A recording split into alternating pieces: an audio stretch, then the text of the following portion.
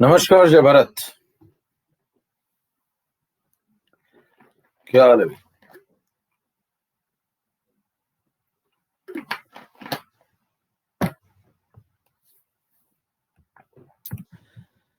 कैसे हो?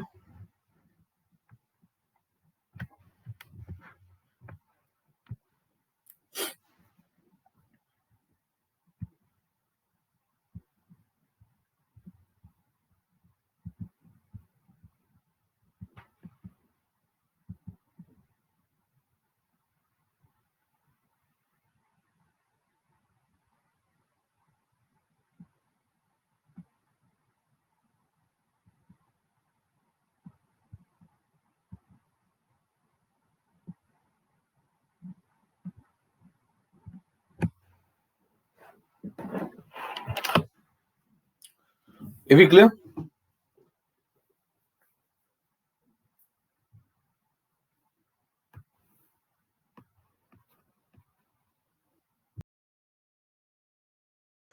नमस्कार सभी को, जय भारत। चलिए आज स्टार्ट हो अपनी पहली क्लास। आयनिक इक्विलिब्रियम की केमिकल इक्विलिब्रियम समाप्त हो चुका है पूरी तरीके से। आज स्टार्ट होगा आयनिक। ठीक है भाई।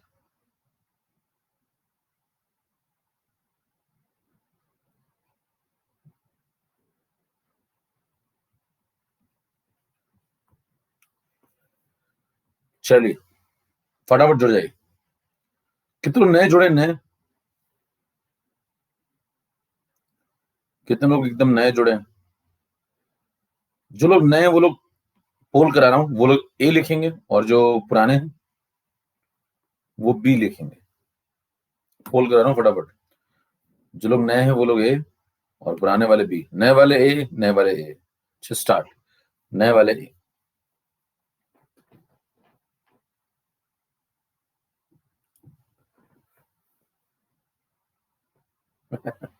सी और डी वाले आ गए।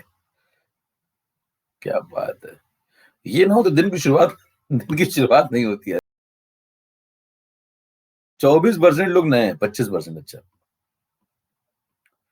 25% नए हैं, 73% पुराने और 1-1% वो हैं जिन्होंने मेथी समझ के गा लिया। चलो समझ स्टार्ट करते हैं। चलिए समझ में आ गई बात। चलो फटाफट भैया एक बार अंगूठा दिखाओ, स्टार्ट करें आज का काम। यस, खटाखट। जितने लोग आ चुके हैं सब लोग अंगूठा दिखाई, फटाफट स्टार्ट करें आज का काम। Yes yes yes yes. चलो चलो चलो। हर हरे पत्ते वाली चीज भैया मेथी नहीं होती है। चलो देख के खाया करिए। चलो स्टार्ट। Chat off. चलिए स्टार्ट करते हैं आज का सेशन। मेरा नाम एकेएम सर, जिस नाम से मुझे कोचिंग फील्ड में जानते हैं। जो लोग मुझे अभी तक नहीं जान पाए हैं उनके लिए बता दूं फटाफट। BTech from HBTI Kanpur, MBA from triple IIT Allahabad, दोनों टॉप गवर्नमेंट कॉलेजेस हैं इंडिया के। 10 साल का एक्सपीरियंस है। आकाश, एलन, सर्वोत्तम तीनों जगह काम कर चुके हैं और जब भी जहां भी काम किया तो वर्चस्व पे काम किया। वर्चस्व का मतलब आप सर्च कर लीजिएगा। केमिस्ट्री मेंटर रह चुका हूँ। लज्जाबिन पटेल, सोमल अग्रवाल, वर्णन कुमार, AS3942, 2016, 2018, 2019। बहुत सारे ईटीएम टॉपर्स आईटीएम्स को मैंने ट्रेन किया। जब नाम से मुझे सर्च कर सकते हैं, अकेडमी में आपको मिल जाऊंगा। ये नाम फॉलो कर लीजिए। ये नाम आपको मोक्ष की तरफ ले जाएगा फिजिकल केमिस्ट्री में। कई लोग को शब्द से भी बहुत एलर्जी आजकल होती है, बट आई लाइक इट। जिस टाइम में रेफरल कोड है 10% ऑफ मिल जाएगा आपका अगर कोई मित्र सब्सक्रिप्शन लेता है तो।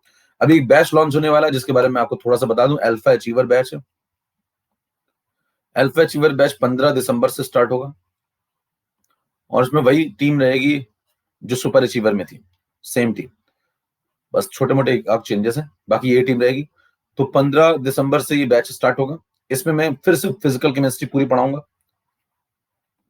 लेकिन क्योंकि टाइम कम होगा तो पहले इंपॉर्टेंट टॉपिक्स को कराया जाएगा, ठीक है, जिनसे ज्यादा क्वेश्चन आने के चांस होते हैं। तो पहले उनको कवर करेंगे फिजिकल केमिस्ट्री में। 15 दिसंबर से स्टार्ट होगा अल्फा अचीवर बैच। जो भी आपका मित्र कोई सब्सक्रिप्शन लेता है उसको आप ये कोड सजेस्ट कर सकते हैं, जे स्टार लाइव, और उससे कह देना जैसे अगर ये कोड यूज करता है तो मुझे तुरंत स्क्रीनशॉट लेके मैसेज जरूर कर दे। ठीक है, J star life alpha achiever batch 15 दिसंबर। कंप्लीट फिजिकल केमिस्ट्री मैं पढ़ाऊंगा, जे स्टार लाइफ। चलिए स्टार्ट करते हैं आज का सेशन। आज हम लोग आयनिक शुरू करने वाले हैं। आज देखिए आयनिक इक्विलिब्रियम का पहली क्लास है, पार्ट 1। तो यहां मैं लिख दूं आज आयनिक इक्विलिब्रियम में स्टार्ट हो रहा है। अब ये अत्यंत जहरीला चैप्टर है। जैसा आप सबको पता होगा, जो लोग यहाँ एकत्रित हुए हैं, ठीक है, कई लोग जीवन भर इसको पढ़ते पढ़ाते रहते हैं, फिर भी उनको समझ में नहीं आता है। तो आज ये चैप्टर स्टार्ट हो रहा है, इसको करीब 13 लेक्चर में इसका सफर तय किया जाएगा।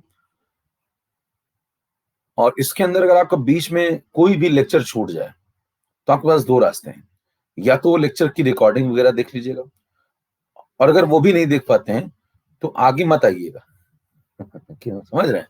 क्योंकि आगे आपको कुछ नहीं समझ में आएगा, ये गारंटी है। मतलब क्योंकि यहाँ पे देखिए सारे लेक्चर एक दूसरे से कनेक्टेड होंगे। कई लोग कहते हैं मैं आयनिक का सेकंड पार्ट पढ़ा रहा हूँ, उसका फर्स्ट से कोई कनेक्शन ही नहीं है। आयनिक में कोई ऐसा पार्ट ही नहीं जो पीछे वाले, तो मतलब सब कनेक्टेड है, कनेक्शन दिखता नहीं। अब कई लोग कनेक्शन दिखता ही नहीं है तो उनके लिए सब अलग ही अलग है, दुनिया में सब चीजें अलग अलग है। तो जिसको कनेक्शन दिखता है ना, जो समझ पाता है चीजों को, उसके लिए उसको समझ में आएगा कि आयनिक में हर एक पार्ट कनेक्टेड है। तो आपको अगर पहला वाला हिस्सा छूट गया तो दूसरा नहीं समझ में आएगा, दूसरा छूट गया तो तीसरा नहीं समझ में आएगा। तो आपको सारे लेक्चर करने होंगे। अगर आपका बीच में कोई भी लेक्चर छूट जाए, वैधानिक चेतावनी सुन लीजिए। आयनिक अत्यंत जहरीला चैप्टर है। आखिरी में क्या करूंगा, मैं सबके सारे हिस्से जोड़ूंगा। तो अगर आपने सही से हर एक लेक्चर को नहीं किया तो आपको अगला लेक्चर नहीं समझ में आएगा। इसलिए रेगुलर रहिएगा। इस चैप्टर में रेगुलरिटी बहुत जरूरी है, और रिवाइज करते रहिएगा। जो आज पढ़ाया जाए उसको आज रिवाइज करिएगा। मैं कुछ क्वेश्चंस दूंगा, उनको लगाना होगा, रोजाना काम करना होगा। मैं, ठीक है, बात समझ में आ गई? एक बार सब लोग उठा दिखा दीजिए, बात समझ में आ गई तो मैं आगे बढ़ू, काम शुरू किया जाए आज का। यस, बीच में लेक्चर मिस नहीं करना, ये बात ध्यान रखिएगा, क्योंकि सब कनेक्टेड है। तो बीच में मतलब आप गायब हुए तो मतलब फिर आयनिक भी आपकी गायब हो गई। और ये चैप्टर अत्यंत खतरनाक टाइप का है, तो मैं आपको सिस्टमैटिक पढ़ाऊंगा। अगर आपने सारी क्लासेस की मेरी, तो इस चैप्टर में भी मैं आपको मोक्ष की प्राप्ति करा दूंगा। लेकिन उसके लिए आपको सब क्लासेस सावधानी पूर्वक सुनते रहना होगा, दिल दिमाग इकट्ठा करके। जब आप 1.5 घंटे आप पढ़ें तो मतलब पूरा 1.5 घंटे एकदम कंसंट्रेटेड पढ़ाई, ठीक है? चलिए, तो सभी लोग मेरे ख्याल से रेडी हो चुके हैं। एवी क्लियर? तो एक बार एवी लिख दीजिए, जल्दी से स्टार्ट करें। एवी क्लियर? एवी एवी एवी फटाफट। लैग हो रहा है? एवी क्लियर हो, थोड़ा जल्दी बोलने इसलिए हो सकता है लैग हो रहा हूं। अभी सही है? अभी सही है? एवी आवाज आ रही है?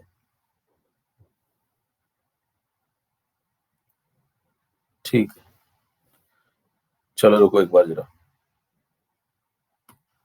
अब कैसा है?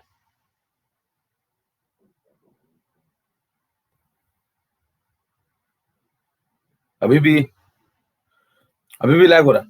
वीडियो फ्रीज हो गया? हेलो हेलो हेलो, अभी सही है या गड़बड़ है?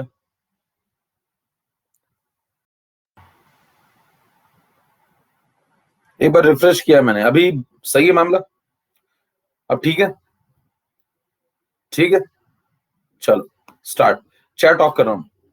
ओके, चलिए स्टार्ट करते हैं। पहला लेक्चर, आयनिक लेक्चर नंबर 1। तो इसलिए बताना जरूरी था क्योंकि बाद में बताने का कोई मतलब नहीं बचता है कि आप क्लास में छोड़िएगा, तब तो आप छोड़ ही चुके होंगे। अब कई लोग कहेंगे मैं तो आज की क्लास ही मेरी, अब मान लो कोई आ ही नहीं पाया किसी वजह से, अब उसको आयनिक पढ़नी हो, कर हमें तो बताया नहीं, तुमने पहली क्लास छोड़नी नहीं थी, तो उसको कह देना भैया रिकॉर्डिंग देख करके अगली में आ जाना, और दोनों ने देख पाना तो घर में बैठना। लेक्चर नंबर 1, और यहाँ सस्ती वाली आयनिक नहीं पढ़ाई जाएगी जो गली मोहल्ले में आप पढ़ते हैं। यहाँ ढंग की आयनिक पढ़ाई जाएगी, तो दिमाग पूरा इकट्ठा करके रखिए, बहुत जरूरत पड़ेगी। चलिए लेक्चर नंबर 1 में शुरुआत करते हैं। सबसे पहले इलेक्ट्रोलाइट, एक शब्द का इस्तेमाल होगा इलेक्ट्रोलाइट, क्योंकि आयनिक इंट्रोड्यूस हो रही है। इसके पहले आप केमिकल पढ़ते थे, और केमिकल इक्विलिब्रियम आपने पूरा पढ़ा हुआ है। केमिकल इक्विलिब्रियम जब आप पढ़ते थे तो वहां भी इक्विलिब्रियम शब्द का प्रयोग होता था। वहां भी दो साइड्स थी, एक फॉरवर्ड एक बैकवर्ड, यहां भी होंगी। ध्यान दीजिए, इक्विलिब्रियम शब्द का प्रयोग जब जब हो रहा है तो जाहिर सी बात है एक फॉरवर्ड साइड होगी और एक बैकवर्ड साइड होगी। वही सारे कंसेप्ट चलेंगे जो मैंने आपको केमिकल इक्विलिब्रियम में बताए थे। एक रेट फॉरवर्ड होगा और एक रेट बैकवर्ड होगा, और दोनों को माइनस करके मैं नेट रेट निकालूंगा, ठीक है? वो वाले सारे कंसेप्ट यहाँ पे भी लागू होंगे। तो अगर आपसे पूछा जाए कि कॉमन कंसेप्ट क्या क्या है केमिकल इक्विलिब्रियम और आयनिक इक्विलिब्रियम में, कॉमन कंसेप्ट क्या है, तो आप कहेंगे कि यहाँ भी नेट रेट डिफाइन होगा, rate forward minus rate backward. यहाँ भी 3 केस बनेंगे। रेट फॉरवर्ड कभी कभी रेट बैकवर्ड से बड़ा होगा, जब ऐसा होगा तो नेट रेट पॉजिटिव होगा। रेट फॉरवर्ड रेट बैकवर्ड से कभी कभी छोटा भी होगा, और जब ऐसा होगा तो नेट रेट नेगेटिव होगा। और रेट फॉरवर्ड रेट बैकवर्ड के बराबर भी होगा। और जब ऐसा होगा तो नेट रेट शून्य हो जाएगा। और जब नेट रेट शून्य हो जाता है तो सिस्टम में इक्विलिब्रियम आ जाता है। तो ये कॉमन कंसेप्ट है, ये दोनों जगह चलते हैं, केमिकल इक्विलिब्रियम हो चाहे आयनिक इक्विलिब्रियम हो, कंसेप्ट इक्विलिब्रियम का चलेगा। ठीक है। अच्छा, उसके बाद अगला पॉइंट ये है कि आप कभी भी किसी भी रिवर्सिबल रिएक्शन को छोड़ेंगे कहीं पे तो लौट करके वो अल्टीमेटली कहां पहुंच जाएगी, इक्विलिब्रियम पे, अपनी मिनिमम एनर्जी स्टेट पे। तो वो यहीं पे लौट के आएगी लास्ट में। इसका मतलब अगर आप उस रिएक्शन को यहाँ पे छोड़ते हैं या फिर यहाँ पे छोड़ते हैं, तीन ही स्टेज है, या तो यहाँ छोड़ेंगे या तो यहाँ छोड़ेंगे। यहाँ छोड़ेंगे तो भी वो लौट के यहीं आएंगे, यहाँ छोड़ेंगे तो भी लौट के यहीं आएगी। अल्टीमेटली उसे अपना इक्विलिब्रियम मिल जाएगा। अगर आप उसे डिस्टर्ब करेंगे इक्विलिब्रियम आने के बाद, इक्विलिब्रियम आने के बाद भी अगर आप उसे डिस्टर्ब करेंगे, मतलब आप यहाँ पहुंच गए, फिर आपने इसको वापस से यहाँ पहुंचा दिया या वापस से यहाँ पहुंचा दिया, तो कुछ समय बाद फिर लौट के यहीं आ जाएगी, कुछ समय बाद फिर लौट के यहीं आ जाएगी। इसी को बोलते हैं ली चैटलियर। इसी को क्या बोलते हैं? ली चैटलियर। बराबर, इतनी बात सबको क्लियर? फटाफट एक बार 10 सेकंड के अंदर अंगूठा दिखा दिया, फटाफट जल्द समझ में आ जाए तो बात। ओके, चलो भैया, ठीक है। अब उसके बाद अगला पॉइंट ये आता है कि ठीक है, अगर आपको ये समझ में आ गया कि अल्टीमेटली उसको इक्विलिब्रियम पे आना है, तो इक्विलिब्रियम के जो पिछले जितने कंसेप्ट आपने पढ़े थे ग्राफ वाले, रेट और टाइम का ग्राफ आपने पढ़ा था, वो सेम ग्राफ यहां भी बनेगा। कंसंट्रेशन टाइम का ग्राफ पढ़ा था आपने, कांस्टेंट हो जाता है, कंसंट्रेशन कांस्टेंट हो जाता है, वो ग्राफ यहां भी बनेगा। क्योंकि जब नेट रेट 0 हो जाएगा तो स्लाइड नंबर 1 बाई दिशा में, ऊपर की दिशा में आपको स्लाइड नंबरिंग मिलती जाएगी, देखते जाएगी जिससे आपकी नोट्स बन जाए। देखिए, जब यहाँ पे नेट रेट इक्विलिब्रियम पे आप पहुंच गए, तो पहले मैं आपको सिमिलैरिटी सिखा रहा हूं कि आप एक चैप्टर पढ़ चुके हैं, उसकी इसके साथ क्या कनेक्शन है। नेट रेट जब शून्य हो जाएगा तो नेट रेट होता है डीसी बाई डी, वो भी शून्य हो जाएगा। और जब वो 0 हो जाएगा तो डीसी 0 हो जाएगा, क्योंकि टाइम तो वेरिएबल रहेगा, टाइम तो 0 हो नहीं सकता। ठीक है, डीसी 0 होने का मतलब सी कांस्टेंट हो जाएगा। इसीलिए कंसंट्रेशन सभी लोगों के कांस्टेंट हो जाते हैं जब इक्विलिब्रियम आता है।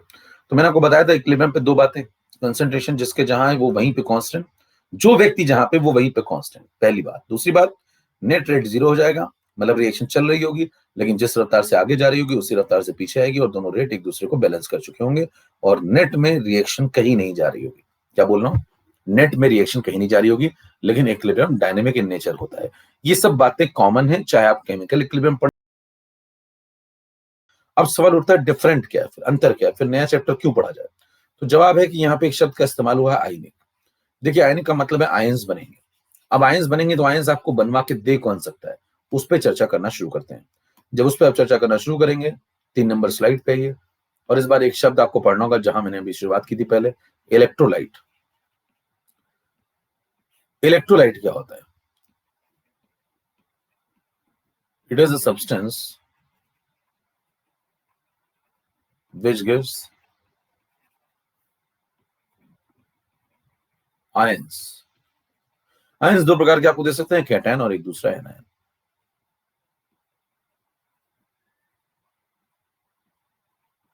इन मॉल्टन स्टेट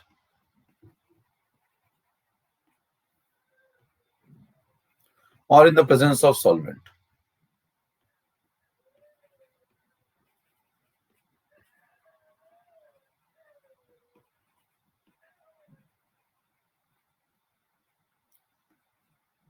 लाइक वाटर। सुनिए ध्यान से क्या कह रहा है। इलेक्ट्रोलाइट एक ऐसा सब्सटेंस है जो आपको क्या दे सकता है, आयंस। कौन कौन से? कैटायन और एनायन। कब कब देगा? दो जगह पे। एक तो आप उसको पिघला दें मॉल्टन स्टेट, और दूसरा आप उसको सॉल्वेंट में डाल दें। ठीक है, तो दो तरीके से आपको आयंस। NaCl लेते हैं तो आप इलेक्ट्रोकेमिस्ट्री कभी पढ़ी हो आपने? तो इलेक्ट्रोकेमिस्ट्री के भी लेक्चर मेरे पढ़े हुए हैं, कंप्लीट इलेक्ट्रोकेमिस्ट्री मेरी पढ़ी हुई है 12th वाले बैच में। आप देख सकते हैं वहां भी लेक्चर, अगर किसी को देखना हो, कोई डाउट हो कभी, पूरी डिटेल में इलेक्ट्रोकेमिस्ट्री पढ़ा चुका हूं मैं 12th में, यहां भी पढ़ाऊंगा, लेकिन 12th वाले में पढ़ा चुका हूं। तो अगर किसी को किसी पार्ट में दिक्कत हो वहां जाके देख सकता है मेरे लेक्चर्स। ठीक है, अब सुनिए मेरी बात। मॉल्टन प्रोड्यूस करेगा, जैसे NaCl आप ले लो, फ्यूज्ड स्टेट में पिघला दो, है ना, पिघला दो, इसको पिघलाओगे तो भी आपको आयंस देगा, Na+Cl-। ठीक है, और आप इसको पानी में फेंक दो, पानी में, तो भी आपको आयन देगा। कौन कौन से? Na+ aqueous, Cl negative aqueous, लेकिन एक्वस वर्ड आप यहाँ लिखेंगे जब आप पानी की प्रेजेंस में लेंगे। तो मेरे को बताना क्या दो तरीके से आपको आयंस प्रोड्यूस करके दे रहा है वो, इसीलिए वो इलेक्ट्रोलाइट है। तो इलेक्ट्रोलाइट कौन होता है? जो आपको या तो मॉल्टन स्टेट में आयंस दे दे और या फिर सॉल्वेंट में फेंक दीजिए तब भी वो आयंस दे दे। तो ये दो तरीके हैं आयंस प्रोड्यूस कराने के। अब मेरे को बताना, हम लोग पढ़ कौन सा चैप्टर है? आयनिक। तो आयनिक में हम पिघलाने वाला कार्यक्रम नहीं चलाते हैं। क्यों? ये पिघलाने वाला कार्यक्रम ये हीट वीट से कनेक्टेड है, और ये सब इनऑर्गेनिक वाली पार्टी, क्योंकि बर्नर उन्हीं के पास रहता है जनरली। इनऑर्गेनिक वाली पार्टी के पास बर्नर रहता है अधिकतर, बराबर।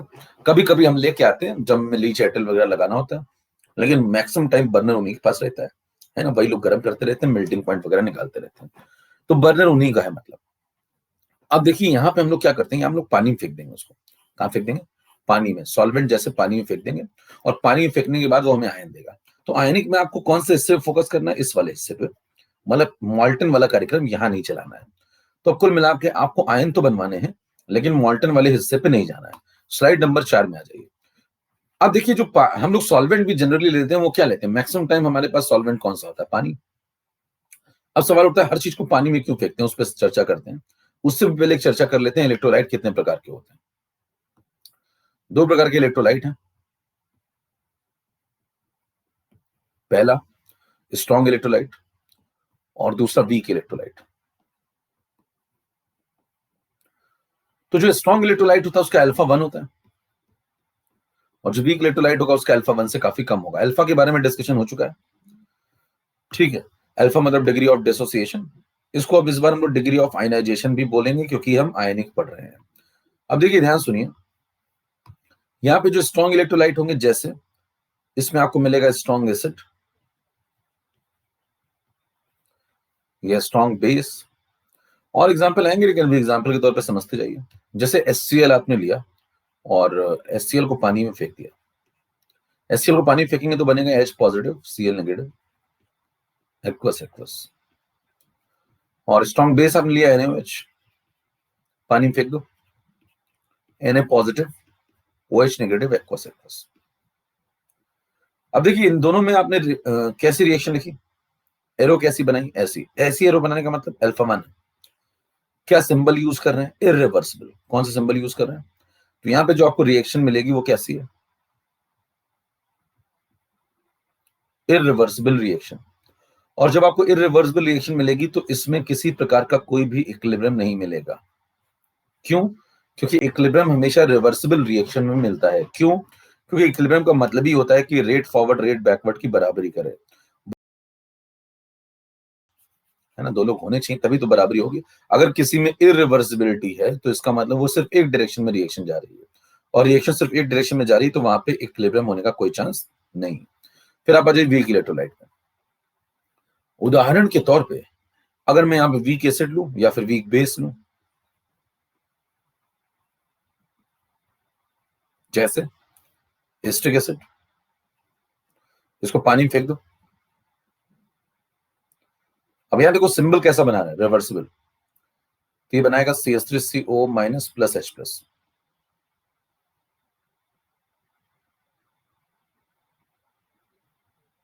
NH4OH ले लो, पानी में फेंक दो, रिवर्सिबिलिटी।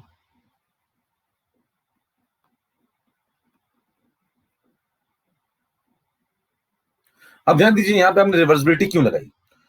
क्योंकि इनका अल्फा 1 से काफी कम रहता है, और ये आपको इरिवर्सिबल रिएक्शन नहीं देंगे, ये आपको रिवर्सिबल रिएक्शन देंगे, क्योंकि वीक इलेक्ट्रोलाइट है और वीक इलेक्ट्रोलाइट बहुत कम टूटते हैं। तो जब रिवर्सिबल रिएक्शन देंगे तो आप यहाँ पे इक्विलिब्रियम की चर्चा कर सकते हैं। तो सवाल उठता है इक्विलिब्रियम किसके लिए आएगा और किसके लिए नहीं आएगा? पहला सवाल ये, क्या दुनिया में हर इलेक्ट्रोलाइट आपको इक्विलिब्रियम देगा? नो। दिखाएगा। रिवर्सिबिलिटी कौन दिखाएगा? जो वीक इलेक्ट्रोलाइट हो। स्ट्रॉन्ग का कोई इक्विलिब्रियम नहीं होता। तो सवाल उठता है क्या इस चैप्टर में हमें इक्विलिब्रियम पढ़ना था? यस। इक्विलिब्रियम कौन दिखाएगा? वीक। तो क्या हम सिर्फ वीक को पढ़ेंगे? क्या हम सिर्फ इन दोनों को पढ़ेंगे? क्या हम इस प्रकार के लोगों को पढ़ेंगे ही नहीं? तो जवाब है पढ़ेंगे, लेकिन ये हमें इक्विलिब्रियम नहीं देंगे। ध्यान दीजिए, ये हमें इक्विलिब्रियम नहीं देंगे, लेकिन हम पढ़ेंगे इनको भी। अब सवाल उठता है इक्विलिब्रियम देंगे नहीं तो पढ़ेंगे क्यों, है ना। तो इस चैप्टर में हम हर प्रकार के इलेक्ट्रोलाइट को डील कर रहे हैं पहले, चाहे वो स्ट्रांग हो चाहे वो वीक हो। और ऐसा नहीं है कि हम केवल जिनके पास रिवर्सिबिलिटी है उनको ही डील कर रहे हैं, जो इरिवर्सिबल है उनको भी डील करेंगे, लेकिन इनके पास कोई इक्विलिब्रियम नहीं होगा, इनका भी पीएच निकालेंगे, इनका भी पीएच निकालेंगे, ठीक है, सबको पढ़ेंगे, इतनी बात क्लियर। लेकिन रिवर्सिबिलिटी आपको इक्विलिब्रियम कहां मिलेगा? सिर्फ और सिर्फ वीक में। फटाफट जल्दी से 10 सेकंड के अंदर अंगूठा सब लोग का दिख जाना चाहिए, तो आगे बढ़े।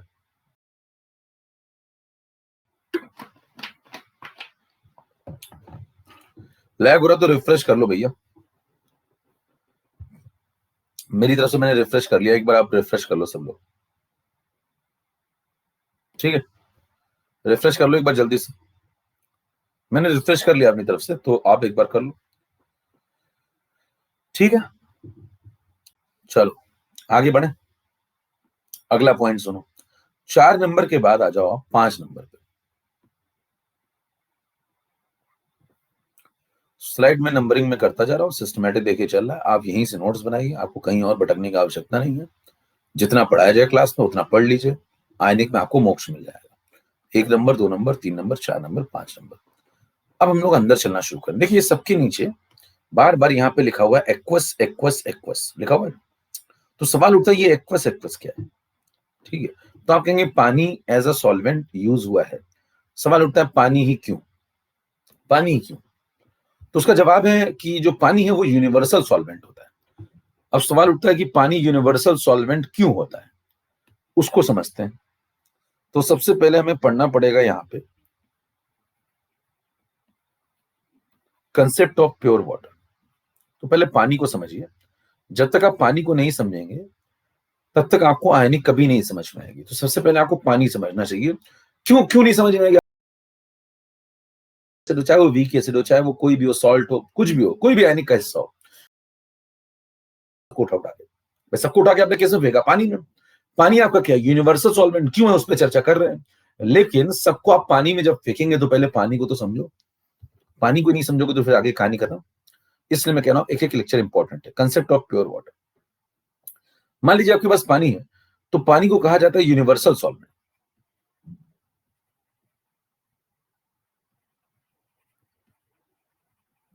अब इसको यूनिवर्सल सॉल्वेंट आप क्यों बोलते हैं, ऐसी क्या खास बात होती है इसमें? तो आप कहेंगे 3 बातें हैं। पॉइंट नंबर 1, इसका जो डाई इलेक्ट्रिक कांस्टेंट है वो काफी ज्यादा है, लेकिन सिर्फ यही काफी नहीं है। अगला पॉइंट इंपॉर्टेंट इसमें है कि इसके अंदर एम्फोटेरिक कैरेक्टर है। तीसरा इंपॉर्टेंट पॉइंट ये है सेल्फ आयनाइजेशन की प्रॉपर्टी है। ये जो 3 बातें हैं ये मिल करके पानी को यूनिवर्सल सॉल्वेंट बनाती हैं। आपको एक एक करके सबको समझना होगा। डाइलेक्ट्रिक कांस्टेंट ज्यादा होने का मतलब क्या होता है? जैसे आपने कोई सॉल्वेंट लिया मान लो, तो किसी सॉल्वेंट को अगर आपने लिया कंटेनर के अंदर और उसके अंदर कुछ आपने मिलाया, मान लो आपने यहाँ पे एक सॉल्वेंट लिया और इसके अंदर कोई AB नाम का इलेक्ट्रोलाइट मिलाया, जो आयन दे सकता हो उसको बोलेंगे आप इलेक्ट्रोलाइट। तो जब आपने ऐसा मिलाया तो ये जो सॉल्वेंट है ये फटाफट फटाफट इस AB को A+ में और B- में तोड़ देगा, है ना, 2 पार्ट में तोड़ देगा। अब 2 पार्ट में जब तोड़ देगा तो ये जो सॉल्वेंट की ताकत है जिससे वो इसको 2 पार्ट में तोड़ देता है, सॉल्वेंट की उसी ताकत को सॉल्वेंट का डाइलेक्ट्रिक कांस्टेंट कहते हैं। सॉल्वेंट की उसी ताकत को जिससे वो AB को, जो कि इलेक्ट्रोलाइट है, उसको 2 हिस्सों में अपने अंदर आते ही तोड़ देगा जब उसको इसके अंदर मिलाएंगे। तो सॉल्वेंट की उस ताकत को जिससे वो AB नाम के इलेक्ट्रोलाइट को A+ और B- में स्प्लिट कर दे, उसे डाइलेक्ट्रिक कांस्टेंट कहते हैं। तो और वो पानी के केस में काफी ज्यादा है, 80-82 की रेंज में, बाकी इलेक्ट्रोलाइट से, बाकी सॉल्वेंट से काफी ज्यादा। तो इसलिए पानी एक अच्छा सॉल्वेंट है। क्योंकि ध्यान दीजिए यहाँ पे पानी को लेने का पहला रीजन यही है कि भाई साहब आप बाहर से कुछ मिलाएंगे वो इलेक्ट्रोलाइट होगा, लेकिन उससे आयन बनवा तो सके, तो आयन बनवाने के लिए डाइलेक्ट्रिक कांस्टेंट ज्यादा होना चाहिए। तो आपने ऐसा सॉल्वेंट यूज किया जिसका डाइलेक्ट्रिक कांस्टेंट जोरदार हो। सेकेंड पॉइंट, एम्फोटेरिक बिहेवियर होता है। एम्फोटेरिक का मतलब पानी किसी को मना नहीं करता, एसिड आएगा उसका भी स्वागत है, बेस आएगा उसका भी स्वागत है। ध्यान दीजिए पानी के पास देने के लिए दोनों चीजें हैं, प्रोटॉन भी है और OH नेगेटिव भी है। तो पानी दोनों से बातचीत कर सकता है। एसिड को क्या चाहिए? OH नेगेटिव, पानी दे देगा। कोई बेसिक नेचर का आदमी आएगा उसको क्या चाहिए? प्रोटॉन। भाई बेसिक नेचर का आदमी कोई पानी के अंदर आएगा तो प्रोटॉन की तलाश में आता है, तो इसको प्रोटॉन दे देगा पानी। कोई एसिडिक नेचर का आदमी आएगा, एसिडिक नेचर का, तो वो OH नेगेटिव ढूंढने आता है, तो उसको ये दे देगा। मतलब पानी सबको कुछ ना कुछ दे सकता है। तो पानी का जो एम्फोटेरिक बिहेवियर है, उसकी वजह से पानी सबका स्वागत करता है, किसी को मना नहीं करता। सेल्फ आयनाइजेशन, पानी स्वयं आयनाइज हो जाता है, उसको आयनाइज करने के लिए किसी और की जरूरत नहीं है। जैसे आप अगर मान लीजिए HCl से आयन बनवाना चाहते हैं, तो HCl से आप आयन बनवाना चाहते हैं, तो HCl भैया क्या है, जबकि स्ट्रॉन्ग एसिड है, देखिए स्ट्रॉन्ग एसिड है, लेकिन अगर आप इससे आयन बनवाना चाहते हैं तो आपको इसको किससे फेंकना पड़ेगा, पानी में। अगर आप ध्यान दीजिए यहाँ पे ड्राई HCl ले ले, क्या ले ले, ड्राई HCl, तो आपसे कोई पूछे कि ड्राई HCl कैसा होता है, तो आप कहेंगे ड्राई HCl भी कैसा होता है, वो भी एसिड है, लेकिन उसका जो अल्फा है, लीजिए dry HCl behave as an acid but weak acid, क्योंकि इसका अल्फा बहुत कम होगा, बहुत कम प्रोटॉन देगा। तो ध्यान दीजिए यहाँ पे अगर आपसे पूछे ड्राई HCl कैसा काम करेगा, सूखा हुआ HCl पानी मत दो तो प्रोटॉन देगा, लेकिन बहुत कम देगा। इसी को अगर आप मान लीजिए उठा के फेंक दे किसमें, एक्वस मीडियम में, तो जबरदस्त प्रोटॉन देता है। तो HCl को भी अपने प्रोटॉन देने के लिए किसकी जरूरत पड़ी, किसकी जरूरत पड़ी, पानी की। तो HCl को भी क्या चाहिए, पानी। एसिटिक एसिड को भी क्या चाहिए, पानी। NH4OH को भी क्या चाहिए, पानी। NaOH को भी क्या चाहिए, पानी। यानी कि सबको पानी चाहिए, चाहे वो स्ट्रांग हो चाहे वो वीक इलेक्ट्रोलाइट हो, सबको पानी चाहिए। तो पानी को भी क्या चाहिए, सबको आयनाइज होने के लिए पानी चाहिए, तो पानी को आयनाइज होने के लिए भी पानी चाहिए। तो पानी पानी में डिसॉल्व होकर पानी पानी हो जाता है, इसीलिए क्या बोलते हैं इसको, सेल्फ आयनाइज। पानी को आयनाइज होने के लिए किसी और की जरूरत नहीं है, पानी स्वयं खुद खुद ही आयनाइज हो जाएगा। तो पानी को आयनाइज कराने के लिए किसी और तीसरे की जरूरत या किसी दूसरे की जरूरत नहीं है। जैसे आपसे कहता है मेरे को HCl के आयन बनवाने, आप किसके पास जाओगे, पानी के पास। आपसे कहता है कोई भाई साहब मेरे को एसिटिक एसिड के आयन बनवाने, आप किसके पास जाओगे, पानी के पास। NaOH से आयन बनवाने, आप पानी के पास जाओगे। अब आप पानी के पास गए, पता लगा पानी कहता मैं खुद आयन बनाने के लिए उसके पास जाता हूँ, किसी और के पास, तो फिर दिक्कत हो जाएगी ना भाई। तो आप ऐसा सॉल्वेंट चूज करिए जो खुद आयन बनाने के लिए किसी और के पास नहीं जाता हो। तो बताइए पानी खुद में आयन बना सकता है, तो पानी सेल्फ आयनाइज हो जाता है, किसी और की जरूरत पानी को नहीं है। तो इसलिए आपको पानी की जरूरत है। क्या बोल रहा हूं समझिए ध्यान से, पानी को किसी और की जरूरत नहीं है, इसलिए आप सबको पानी की जरूरत है। हाँ भैया, करंट पहुंच रहा हो तो तोड़ते रहा करिए बीच में, चैट ओपन तोड़ डालिए फटाफट, इतनी बात क्लियर।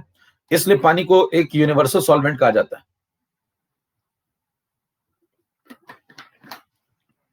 ठीक है। तो पानी पानी में डिसॉल्व होकर पानी पानी हो जाता है, ठीक। चलें नेक्स्ट, अगला पॉइंट सुनिए। 5 नंबर के बाद आ जाइए 6 नंबर पे। 6 नंबर पे कार्यक्रम आगे बढ़ाएं। तो यहां तक बात हो गई कि पानी सेल्फ आयनाइजेशन रखता है, एम्फोटेरिक डाइलेक्ट्रिक कांस्टेंट, ये सब बातें क्लियर। पानी को यूनिवर्सल सॉल्वेंट क्यों बोलते हैं वो भी समझ में आ गया। अब पानी को समझना शुरू करते हैं। जब पानी को समझना शुरू करेंगे तो पानी इस प्रकार से ऐसे टूट जाता है। यहां पे आप लिखेंगे लिक्विड, यहां पे लिखेंगे एक्वस, आयंस हैं एक्वस फॉर्म में, यहां पे लिखेंगे एक्वस, ठीक है। अब ध्यान दीजिए कहानी यहां से स्टार्ट होती है। आपके पास प्योर लिक्विड है, आपको इसको समझना है। आप समझने जा रहे हैं कंसेप्ट ऑफ प्योर वाटर, और जो तापमान है वो भी 25 डिग्री सेल्सियस है। सबसे पहली चीज हम लोग निकाल लेते हैं मोलैरिटी, क्योंकि कहानी स्टार्ट कहां से होगी। मान लीजिए आपने 1 लीटर पानी ले लिया, 1 लीटर प्योर वाटर ले लिया आपने, तो सवाल उठता है इसके अंदर कितने मोल आएंगे, पहले वो निकालो, मोलैरिटी निकाल लो। मोलैरिटी कैसे निकालेंगे समझिए तो। देखिए प्योर सब्सटेंस की मोलैरिटी निकालने का एक तो फॉर्मूला है, आपको ज्यादा नहीं चमकना है तो आपने फॉर्मुलेस ले लो भैया, D/1000/mW, खत्म।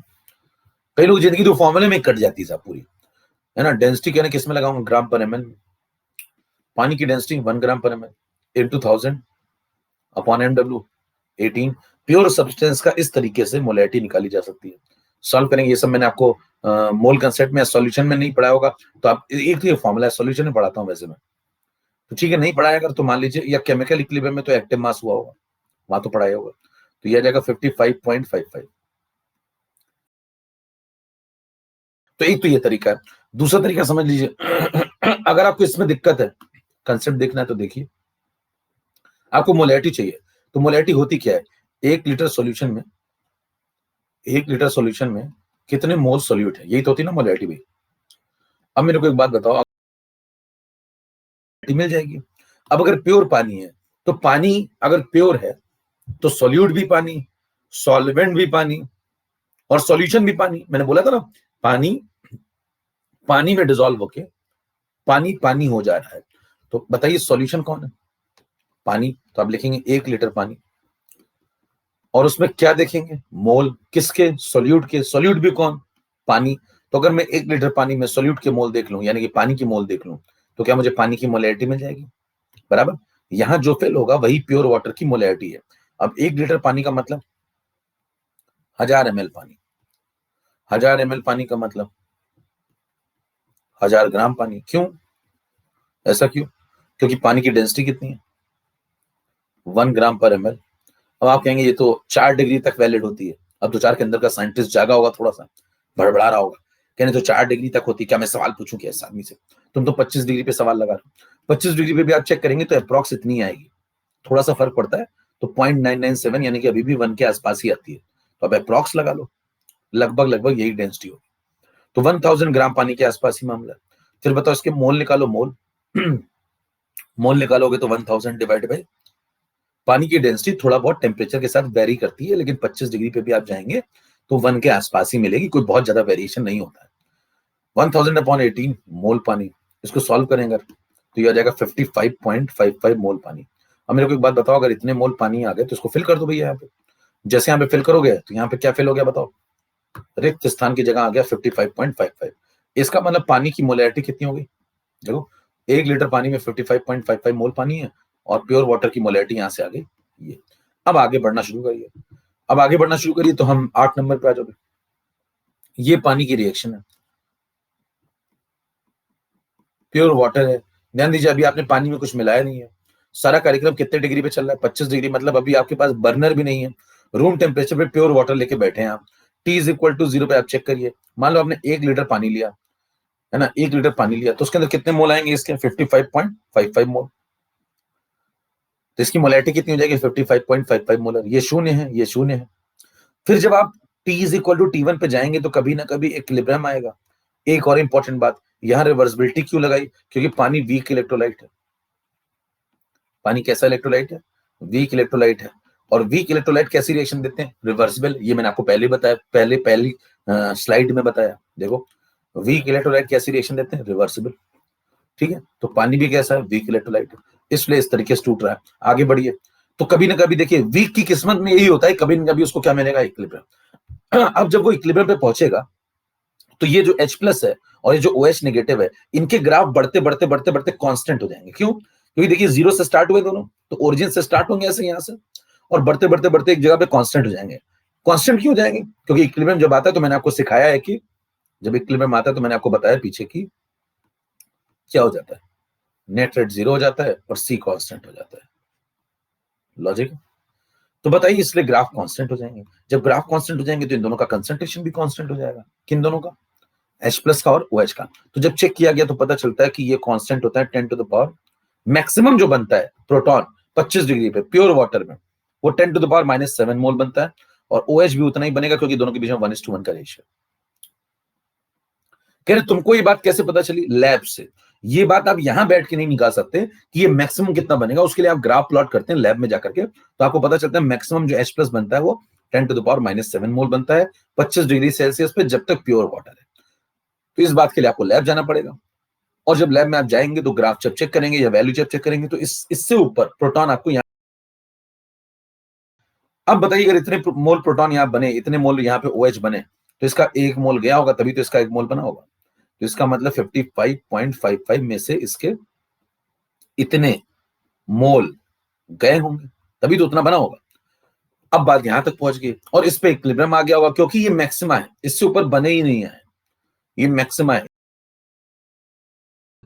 तो 25 डिग्री पे ये अगर प्रोटॉन का मैक्सिमा है, ये OH का मैक्सिमा है, ये लैब से पता चल गया तो इक्विलिब्रियम सेट हो गया, क्योंकि ग्राफ कांस्टेंट हो गए इन दोनों के। C कांस्टेंट तो dC/dt 0, तो नेट रेट 0, तो इक्विलिब्रियम आ गया। ठीक है, फिर हम लोग इक्विलिब्रियम कांस्टेंट लिखेंगे। जब इक्विलिब्रियम आ गया तो वक्त आ चुका है इक्विलिब्रियम कांस्टेंट लिखने का। अब इक्विलिब्रियम कांस्टेंट जब लिखोगे तो उसको नाम देंगे इस बार KI। KI का नाम होगा आयनाइजेशन कांस्टेंट। तो क्या आप आयनिक पढ़ रहे हैं?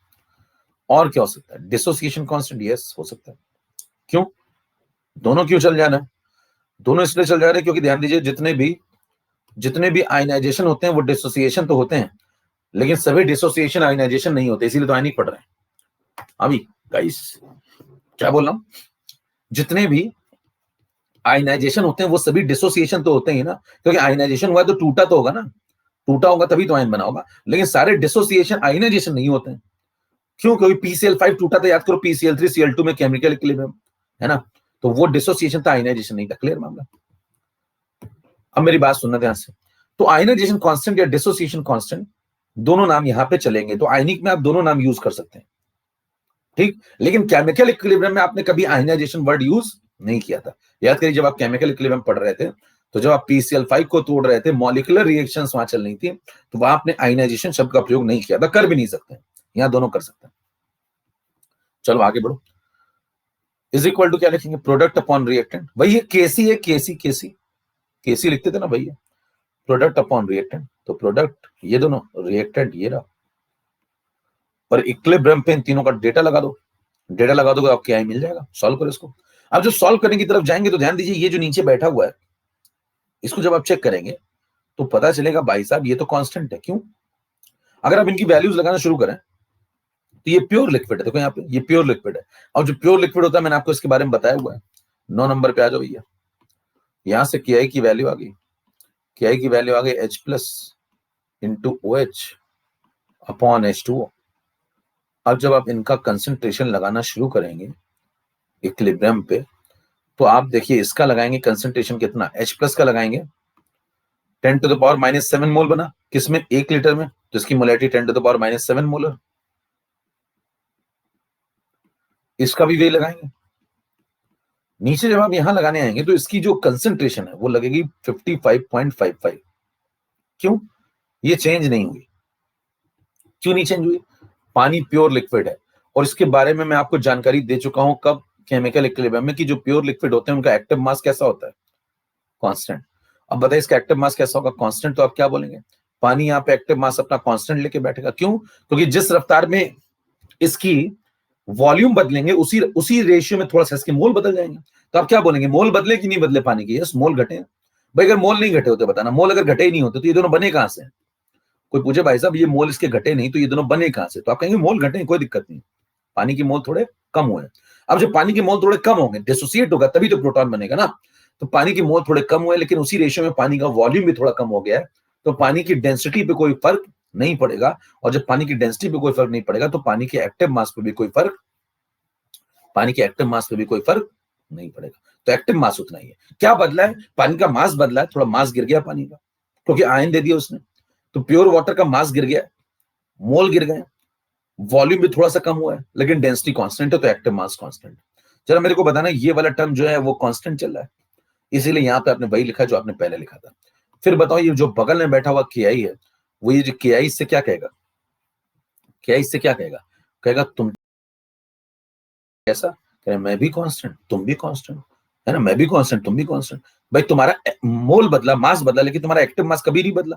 प्योर लिक्विड हो तुम, और प्योर लिक्विड का जो एक्टिव मास होता है वो कांस्टेंट है। तो बताइए एक्टिव मास अगर कांस्टेंट हो तो इससे कहेगा पानी से कि मैं भी कांस्टेंट तुम भी कांस्टेंट, तो क्यों ना हम दोनों मिलकर के एक नया कांस्टेंट बना लें। तो पानी कहता है ओके आई एम कमिंग, ये इस तरफ आ जाएगा। बताइए जब ये इस तरफ जब तक नहीं आया था तब तक आपको KI तो मिल ही गया। KI को पहले ब्लॉक में लिख लेते हैं, सुना ध्यान से। KI की वैल्यू आ गई, इसको साइड में लिख लो पहले, 10⁻⁻14 अपॉन 55.55, इसको साइड में रख दो। कह दो भैया आप बैठो आराम करो, हम अभी आते हैं, थोड़ा आगे खेल के आते हैं, ठीक। ये कौन है? पानी का डिसोसिएशन कांस्टेंट या फिर पानी का आयनाइजेशन कांस्टेंट। तो अगर आपसे कोई पूछे कौन निकाल के बैठे हो, निकाला है मैंने, या फिर आप कहोगे उससे आयनाइजेशन कांस्टेंट निकाला है मैंने, और किसका निकाला है बताओ, किसका निकाला है? प्योर वाटर का, ऑफ प्योर वाटर निकाला है मैंने। और कब निकाला है? 25 डिग्री सेल्सियस, पूरी बात बताएंगे उसको, 25 डिग्री सेल्सियस तापमान पे निकाला है। तो आपने ये निकाला है प्योर वाटर के लिए, निकाला 25 डिग्री पे निकाला, ये वैल्यू आ गई। इससे कहा भाई साहब बैठो आराम करो हम आते हैं। अब बताइए इससे थोड़ी बातचीत करें, इससे कहेंगे यार ये बताओ मैं भी कांस्टेंट हूं, तुम भी तो कांस्टेंट ही निकले। तो कहेगा हाँ हम भी कांस्टेंट, हम भी कभी नहीं बदलते। तो कहेगा क्यों ना हम दोनों मिलकर के नया कांस्टेंट बना लें। तो पानी कहता है ओके आई एम कमिंग। अब जब पानी उस तरफ चला जाएगा इसकी बात सुन करके, तो ध्यान दीजिए कि आई आपने लिखा था H positive into OH negative upon H2O concentration. और बताइए जो H2O कंसेंट्रेशन है या इसका जो एक्टिव मास है अगर वो कांस्टेंट है, तो ये कांस्टेंट और ये कांस्टेंट मिलकर के एक नया कांस्टेंट बना लेंगे। तो ये बन जाएगा Ki into H2O is equal to H positive into OH negative. और जैसे ऐसा होगा तो इस मल्टीप्लीकेशन को एक नया नाम देते हैं, इसको बोलते हैं KW। और यहां से आ जाएगा KW is equal to H positive into OH negative. अब KW जो है वो कौन है, वो आयनिक प्रोडक्ट है। इसका नाम क्या है, कोई पूछे इसका नाम क्या है तो आप कहेंगे ये है आयनिक प्रोडक्ट ऑफ, पीछे मैंने क्या बोला था, पीछे बोला था मैंने आयनाइजेशन कांस्टेंट, देखो dissociation constant of pure water. अब मैं क्या बोल रहा हूं, ये आयनिक प्रोडक्ट है किसका, प्योर वाटर का। कितने डिग्री सेल्सियस पे कार्यक्रम जारी है, कमरे के तापमान पर कार्यक्रम जारी है, पानी में कुछ मिलाया नहीं है अभी तक। इसकी वैल्यू निकालिए, इक्विलिब्रियम पे दोनों को लगा दो जरा, दोनों का डेटा लगाओ फटाफट। इसका डेटा 10 टू द पावर -7, इसका data 10 to the power -7। Solve करेंगे 10 टू द पावर -14।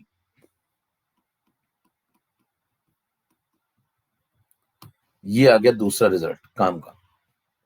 दो बातें अभी तक आप निकाल चुके हैं अगर आप ध्यान से देखें। पहला पानी का आयनाइजेशन कांस्टेंट, दूसरा पानी का आयनिक प्रोडक्ट। इतनी बात अगर सबको समझ में आ गई, 10 सेकेंड में सब लोग कीबोर्ड तोड़ डालिए, खटखट खटखट होना चाहिए बिल्कुल।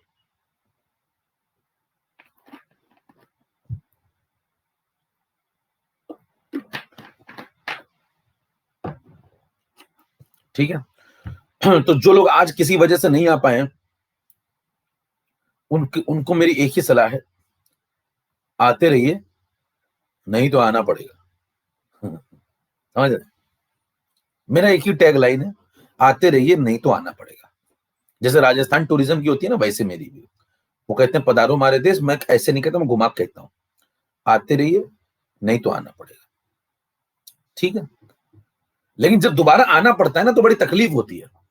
आते रहेंगे तो आना नहीं पड़ेगा फिर, और जब आते नहीं रहेंगे तो आना पड़ेगा। और जब आना पड़ता है ना, आना पड़ता है मतलब मजबूरी में, तो बड़ी तकलीफ होती है कसम से। अगली बार जब सर्दियां लौट जाती है, जो लोग बीच में अभी आए नहीं ना, इनको जाके बता देना बेटा आ जाओ, नहीं तो आयनिक यहां से हवा हो जाएगी बिल्कुल। आयनिक की ये आखिरी ट्रेन है, मैं आपको बता रहा हूँ, लंबी दूरी की राजधानी आखिरी ट्रेन है आयनिक की। इसके बाद अन अकेडमी पे मैं आयनिक दोबारा इस सेशन में कभी भी इतने डिटेल में नहीं पढ़ाऊंगा। ठीक है, तो ये आखिरी ट्रेन है, जिसको चढ़ना चढ़ लो भैया, नहीं तो पछतावा ही मिलेगा आखिरी में। फिर कुछ दिन बाद आप लौट के आएंगे, कहेंगे अरे भैया मैंने यहाँ पढ़ा, मैंने वहां पढ़ा, आयनिक समझ में नहीं आती, बड़ा कठिन चैप्टर है, मैं छोड़ दूं क्या। ठीक है, ये आखिरी में यही कहते हैं लोग। तो इसलिए मैं कह रहा हूँ सिस्टमेटिक यहाँ पढ़ लीजिए, पूरी मोक्ष की प्राप्ति हो जाएगी, लेकिन आपको पढ़ना पड़ेगा ढंग से। चलिए आगे बढ़ते हैं, दो बातें डन। अब इसमें सवाल आना शुरू हो जाएंगे, तुरंत सवाल, जितना आपने पढ़ा उसी पे सवाल बनना शुरू हो जाता है। क्वेश्चन सुनिए, 11 नंबर स्लाइड पे क्वेश्चन पे आ जाइए। क्वेश्चन नंबर 1,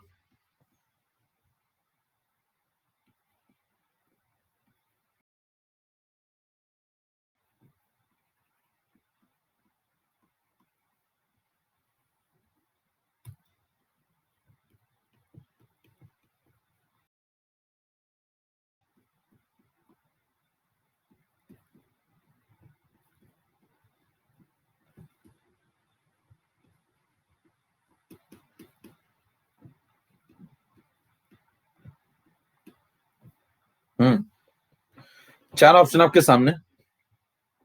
ठीक है, आपको बताना यह है कि इनमें से कौन सा वाला सही है।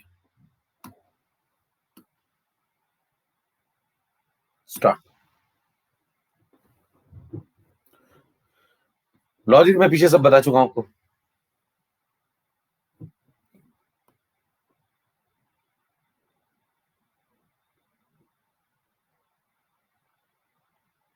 खीरा चाचा गुस्से में लग रहा है, क्या हुआ है।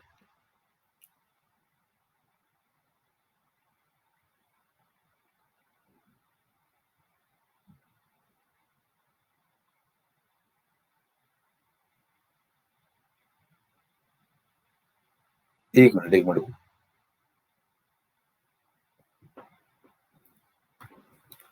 हाँ भाई, चैतन्य, अंशुल, ओंकार। कुछ लोग इधर मैसेज में कुछ लिख के बैठे हुए, एक बार देख लेता हूं मैं, 10 सेकंड रुकना जरा। केमिकल इक्विलिब्रियम का मॉड्यूल कब डिस्कस होगा?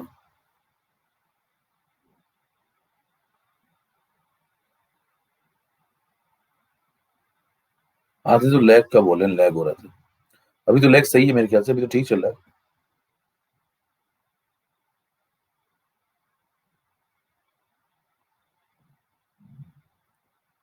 ठीक है। देखिए अल्फा अचीवर में पढ़ाऊंगा ये चैप्टर, लेकिन मुद्दा ये है कि देखिए समय जब कम होता जाता है ना, तो चीजें थोड़ी शॉर्ट तो करनी पड़ेंगी। तो अभी क्या है, ये जो बैच सुपर अचीवर चल रहा है, इसमें समय अल्फा अचीवर से ज्यादा मिला है, तो इसमें थोड़ा खुल के बात कर पा रहे हैं। जितना ये समय कम होता जाएगा, आप जाहिर सी बात है कि समय कम होगा, काम उतना ही कराना, तो काम थोड़ा कट शॉर्ट करना पड़ेगा।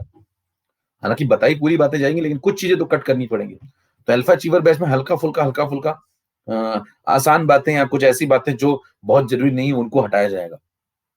यहाँ सब बताने की कोशिश करो मैं, एक एक बात। तो ये बैच में जो चल रही है आयनिक, मैंने कहा ना एकदम प्रॉपर वे में, अगर आपको आयनिक समझनी खोल के एकदम एक एक बात, तो यहाँ सुन लीजिए, ये आखिरी मौका है।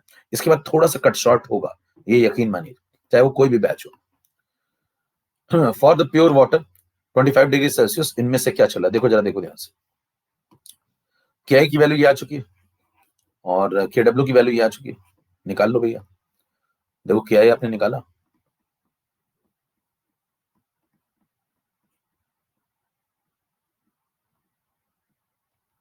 के डब्ल्यू आपने ये निकाला, ठीक है। इन दोनों में रिलेशन निकालो। तो देखो इसमें अगर मैं 55.55 मल्टीप्लाई कर दूं, मल्टीप्लाई, तो बताओ ये आ जाएगा भाई, यहां मल्टीप्लाई कर दो ना 55.55, तो ये गायब हो जाएगा। तो बताओ के आई में क्या मल्टीप्लाई कर दूं, 55.55, तो क्या आ जाता है फिर, के डब्ल्यू। अब अगर आपको ये बात समझ में आ गई, तो इसका मतलब बताओ के डब्ल्यू बड़ा है किससे, के आई से। कितने गुना बड़ा है वो भी पता चल गया, तो के डब्ल्यू इज ग्रेटर देन के आई। कितनी बात समझ में आ गई, फटाफट जल्दी से नेक्स्ट पे चलें। और कितना बड़ा वो भी बता दिया, 4 ऑप्शन मान लो ये देता आपको कितना बड़ा, क्या रिलेशन कर लेंगे। चलिए नेक्स्ट पॉइंट। ओके, अगला सवाल सुनो भाई। नहीं रहा हूं क्योंकि फिर हैंग हो जाता है सिस्टम वगैरह, इसलिए थोड़ा सुन रहा हूं आपसे। फटाफट अंगूठा दिखाएगा, जब भी मैं पूछा करूं ना, समझ में आ गया तो 2-3 सेकंड में अंगूठा दिखा दिया करिए सब लोग, जल्दी, जितना जल्दी हो सके, ठीक है। फिर मैं तुरंत चैट ऑफ करूंगा, फिर काम चालू करूंगा। ओके, चलो अब अगला सवाल सुनो इसी पे। कितने गुना बड़ा है ये बता देंगे, ये तो यही हो गया। ये भी पूछा जाता है कि के डब्ल्यू के आई में के डब्ल्यू कितने गुना बड़ा है। नेक्स्ट क्वेश्चन, तीसरा क्वेश्चन बल्कि, या ऐसे पूछ लेगा आपसे, देखो इसी में 4 ऑप्शन दे देगा आपको, कौन सा रिलेशन सही है। आप कंफ्यूज करने की कोशिश करेगा, देखो ऐसे 4 ऑप्शन जब आते हैं सामने ना, तो लोग कंफ्यूज हो ही जाते हैं थोड़ा बहुत।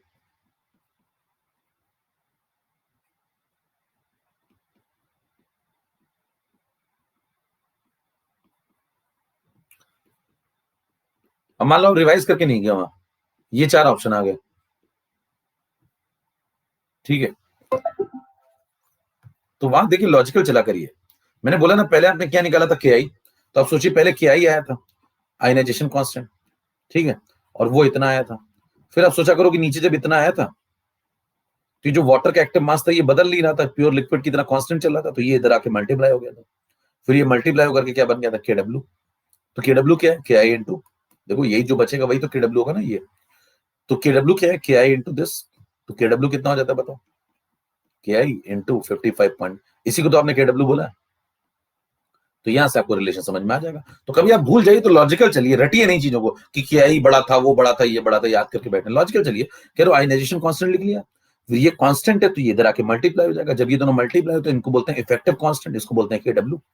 के डब्ल्यू की वैल्यू कितनी आ गई, के आई इंटू 55.55। तो बताओ के डब्ल्यू की वैल्यू कितनी आ गई, के आई इंटू 55.55। तो मैं पोल शुरू कर रहा हूं, देखिए अभी भी कई लोग गलत करेंगे। हाँ,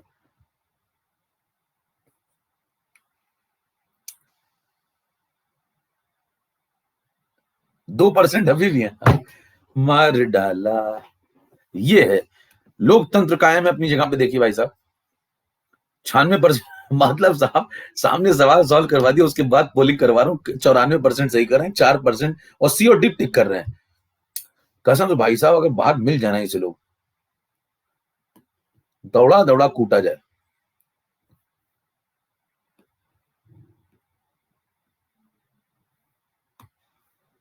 चैतन्य, प्रणय, सुकृति। देखिए क्लियर कट बात है, KW जो होता है वो KI का 55.55 टाइम्स होता है। तो आप ये सब बातें दिमाग में लॉजिकली रख सकते हैं। मैंने आपको बताया लॉजिक कि पहले क्या निकला, पहले KI निकला। जब ये निकल गया तो ये जो H2O इसको इधर मल्टीप्लाई करके KI इंटू H2O को बोल दिया क्या हमने, KI इंटू H2O को क्या बोल दिया, KW। तो यहां से आप समझ सकते हैं इसकी जगह KW है। यहां से देखो समझ में आता है KW की वैल्यू इसके बराबर है। तो KW is equal to KI into 55.55। चलिए नेक्स्ट, अगला सवाल ये हो गया। अच्छा वो करा दिया मैंने, मैं तो सोचा था छोड़ दूं ये बात, ये आप कर लोगे, समझ में आ गई बात। लेकिन देखो 6% गलत कर रहे हैं।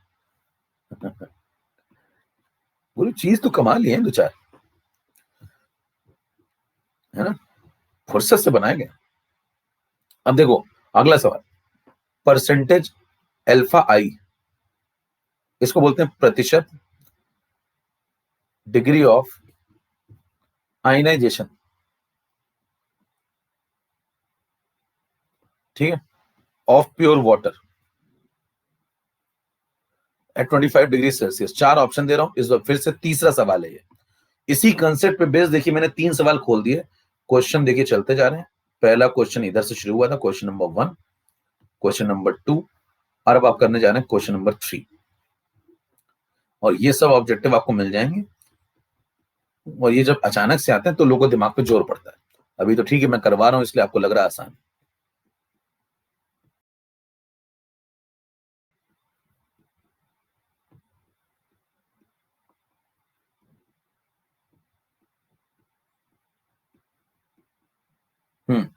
पोल स्टार्ट, दिमाग लगाइए भैया थोड़ा, बताओ जरा, देखो क्या होता है क्या। कहीं जब पहले वाला वो नहीं हुआ केडर, तो ये तो भारी है उसके अलावा। इसमें सॉल्व करना है, 70% करीब सही कर रहे हैं, गिर गया 64 हो गया।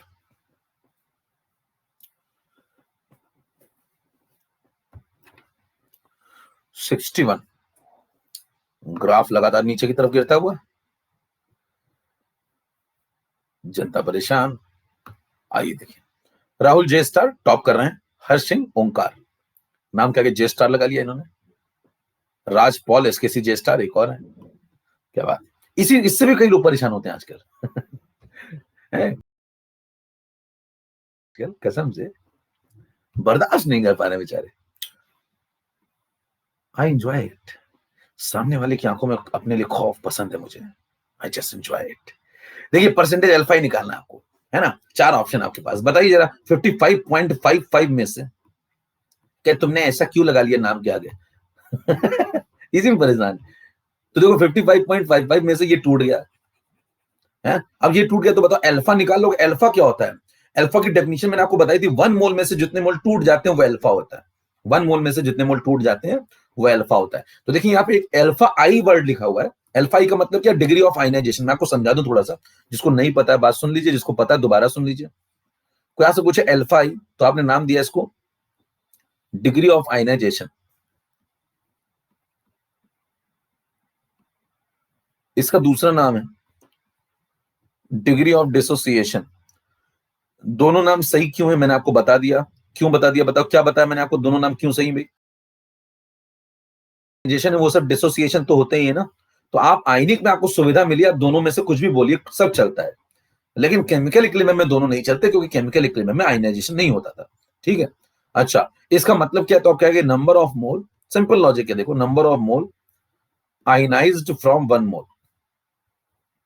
पहले हम लोग बोलते थे डिसोसिएटेड, हम लोग क्या बोलते हैं आयनाइज्ड, क्योंकि आयनिक पट रहे तो आयनाइज बोल दो।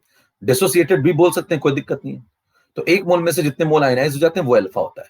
और इसको अगर आपको अल्फा को कायदे में समझना हो, और किसी ने मेरी पुरानी क्लासेस नहीं की हो, तो आप जाइएगा केमिकल इक्विलिब्रियम में डिग्री ऑफ डिसोसिएशन पढ़ के देखिएगा। ठीक, एक क्लास में मैंने बहुत कायदे में बताया हुआ है, एकदम खोल के डिग्री ऑफ डिसोसिएशन, वहां पढ़िएगा आपको खुल जाएगा कॉन्सेप्ट। जिन्होंने पढ़ा होगा मेरे ख्याल से उनको आता होगा डिग्री ऑफ डिसोसिएशन बहुत कायदे से। कितने लोग पढ़ा हुआ है, बहुत मजा आया था जब पढ़ाया था मैंने डिग्री ऑफ डिसोसिएशन। 1 में से अल्फा, 2 में से 2 अल्फा, और ये सब पूरा खोल डाला था। याद है भैया मामला, यस। तो मैं पढ़ा चुका हूं, जिसने छूट गया वो जाके देख लेना मामला। चलो आगे बढ़ो। अब उसके बाद यहां लौटो भैया, अल्फा निकालना आपको। बताओ पानी आपने कितने लिए, पानी आपने लिया था ये ऐसा, ऐसे तो इसमें से बताना 55.55 मोल लिए थे आपने पर लीटर में, है ना? और बताओ 55.55 मोल में से कितने मोल टूटे थे इक्विलिब्रियम पे? 10⁻⁻7 मोल। ठीक, तो बताओ क्या आप डिग्री ऑफ आयनाइजेशन निकाल सकते हैं? यस। कैसे निकाल सकते हैं बताओ? 55.55 में से 10⁻⁻7 गया, तो 1 में से कितना गया निकाल लो भाई। 1 में से जितना जाएगा, 1 में से जितना जाएगा वही आंसर है। तो क्या करें बताओ? 55.55 में से 10⁻⁻7 मोल जाते हैं, तो 1 मोल में से 10⁻⁻7 अपॉन 55.55 मोल जाएंगे, बराबर। और 1 मोल में से जितने मोल जाते हैं वही अल्फा है। 1 तो अल्फा निकला है, ये अल्फा है। और बस इसी को सिस्टमैटिकली लिखना, आंसर तो यही है। तो बताओ अल्फा की वैल्यू आ गई यहां से। बताओ अल्फा ही कितना आ गया? 10⁻⁻7 अपॉन 55.55। ठीक है, अब आपको परसेंटेज अल्फा चाहिए तो क्या करो भाई? परसेंट निकालना है तो क्या लिखते हो बताओ? कितना टूटा अपॉन कितने में से टूटा इंटू 100। तो परसेंटेज चाहिए तो इंटू 100 कर लो। तो जैसे आप इंटू 100 करेंगे मामला ऐसा बन जाएगा। देखो परसेंट में आंसर आ गया। अब परसेंट में आके तो उसको सॉल्व कर लो। अब देखना जरा, ये जो 10⁻⁻7 है ये क्या है? 10⁻⁻7 होता है केडब्ल्यू कितना है? केडब्ल्यू 10⁻⁻14। तो रूट केडब्ल्यू कितना हो जाएगा? 10⁻⁻7। ठीक है, तो बताओ यहाँ पे 10⁻⁻7 की जगह रूट केडब्ल्यू लिख सकते हैं, रूट केडब्ल्यू। ठीक, और ये जो बचा हुआ पोर्शन है ये वाला 100/55.55 ये आ जाएगा 1.8। सॉल्व करके देखो, 100 में 50 डिवाइड करो तो 2 आता है, 50 से थोड़ा सा बड़ा 55 डिवाइड करोगे तो 2 से हल्का छोटा आएगा 1.8। चेक करना 1.8, तो ये आएगा 1.8 टाइम्स ऑफ रूट के डब्ल्यू। किसकी वैल्यू? परसेंटेज अल्फा की वैल्यू। और आंसर आ गया सेकंड पार्ट। कितने लोगों को बात समझ में आ गई? जल्दी से तोड़िए फटाफट। ये तीसरा सवाल था, क्वेश्चन नंबर 3। तो अभी तक आपने जितना पढ़ा उसमें 3 क्वेश्चन आपने लगा लिए, क्लियर है मैम? यही 3 क्वेश्चन आते हैं, इसके अलावा कोई चौथा बनता नहीं।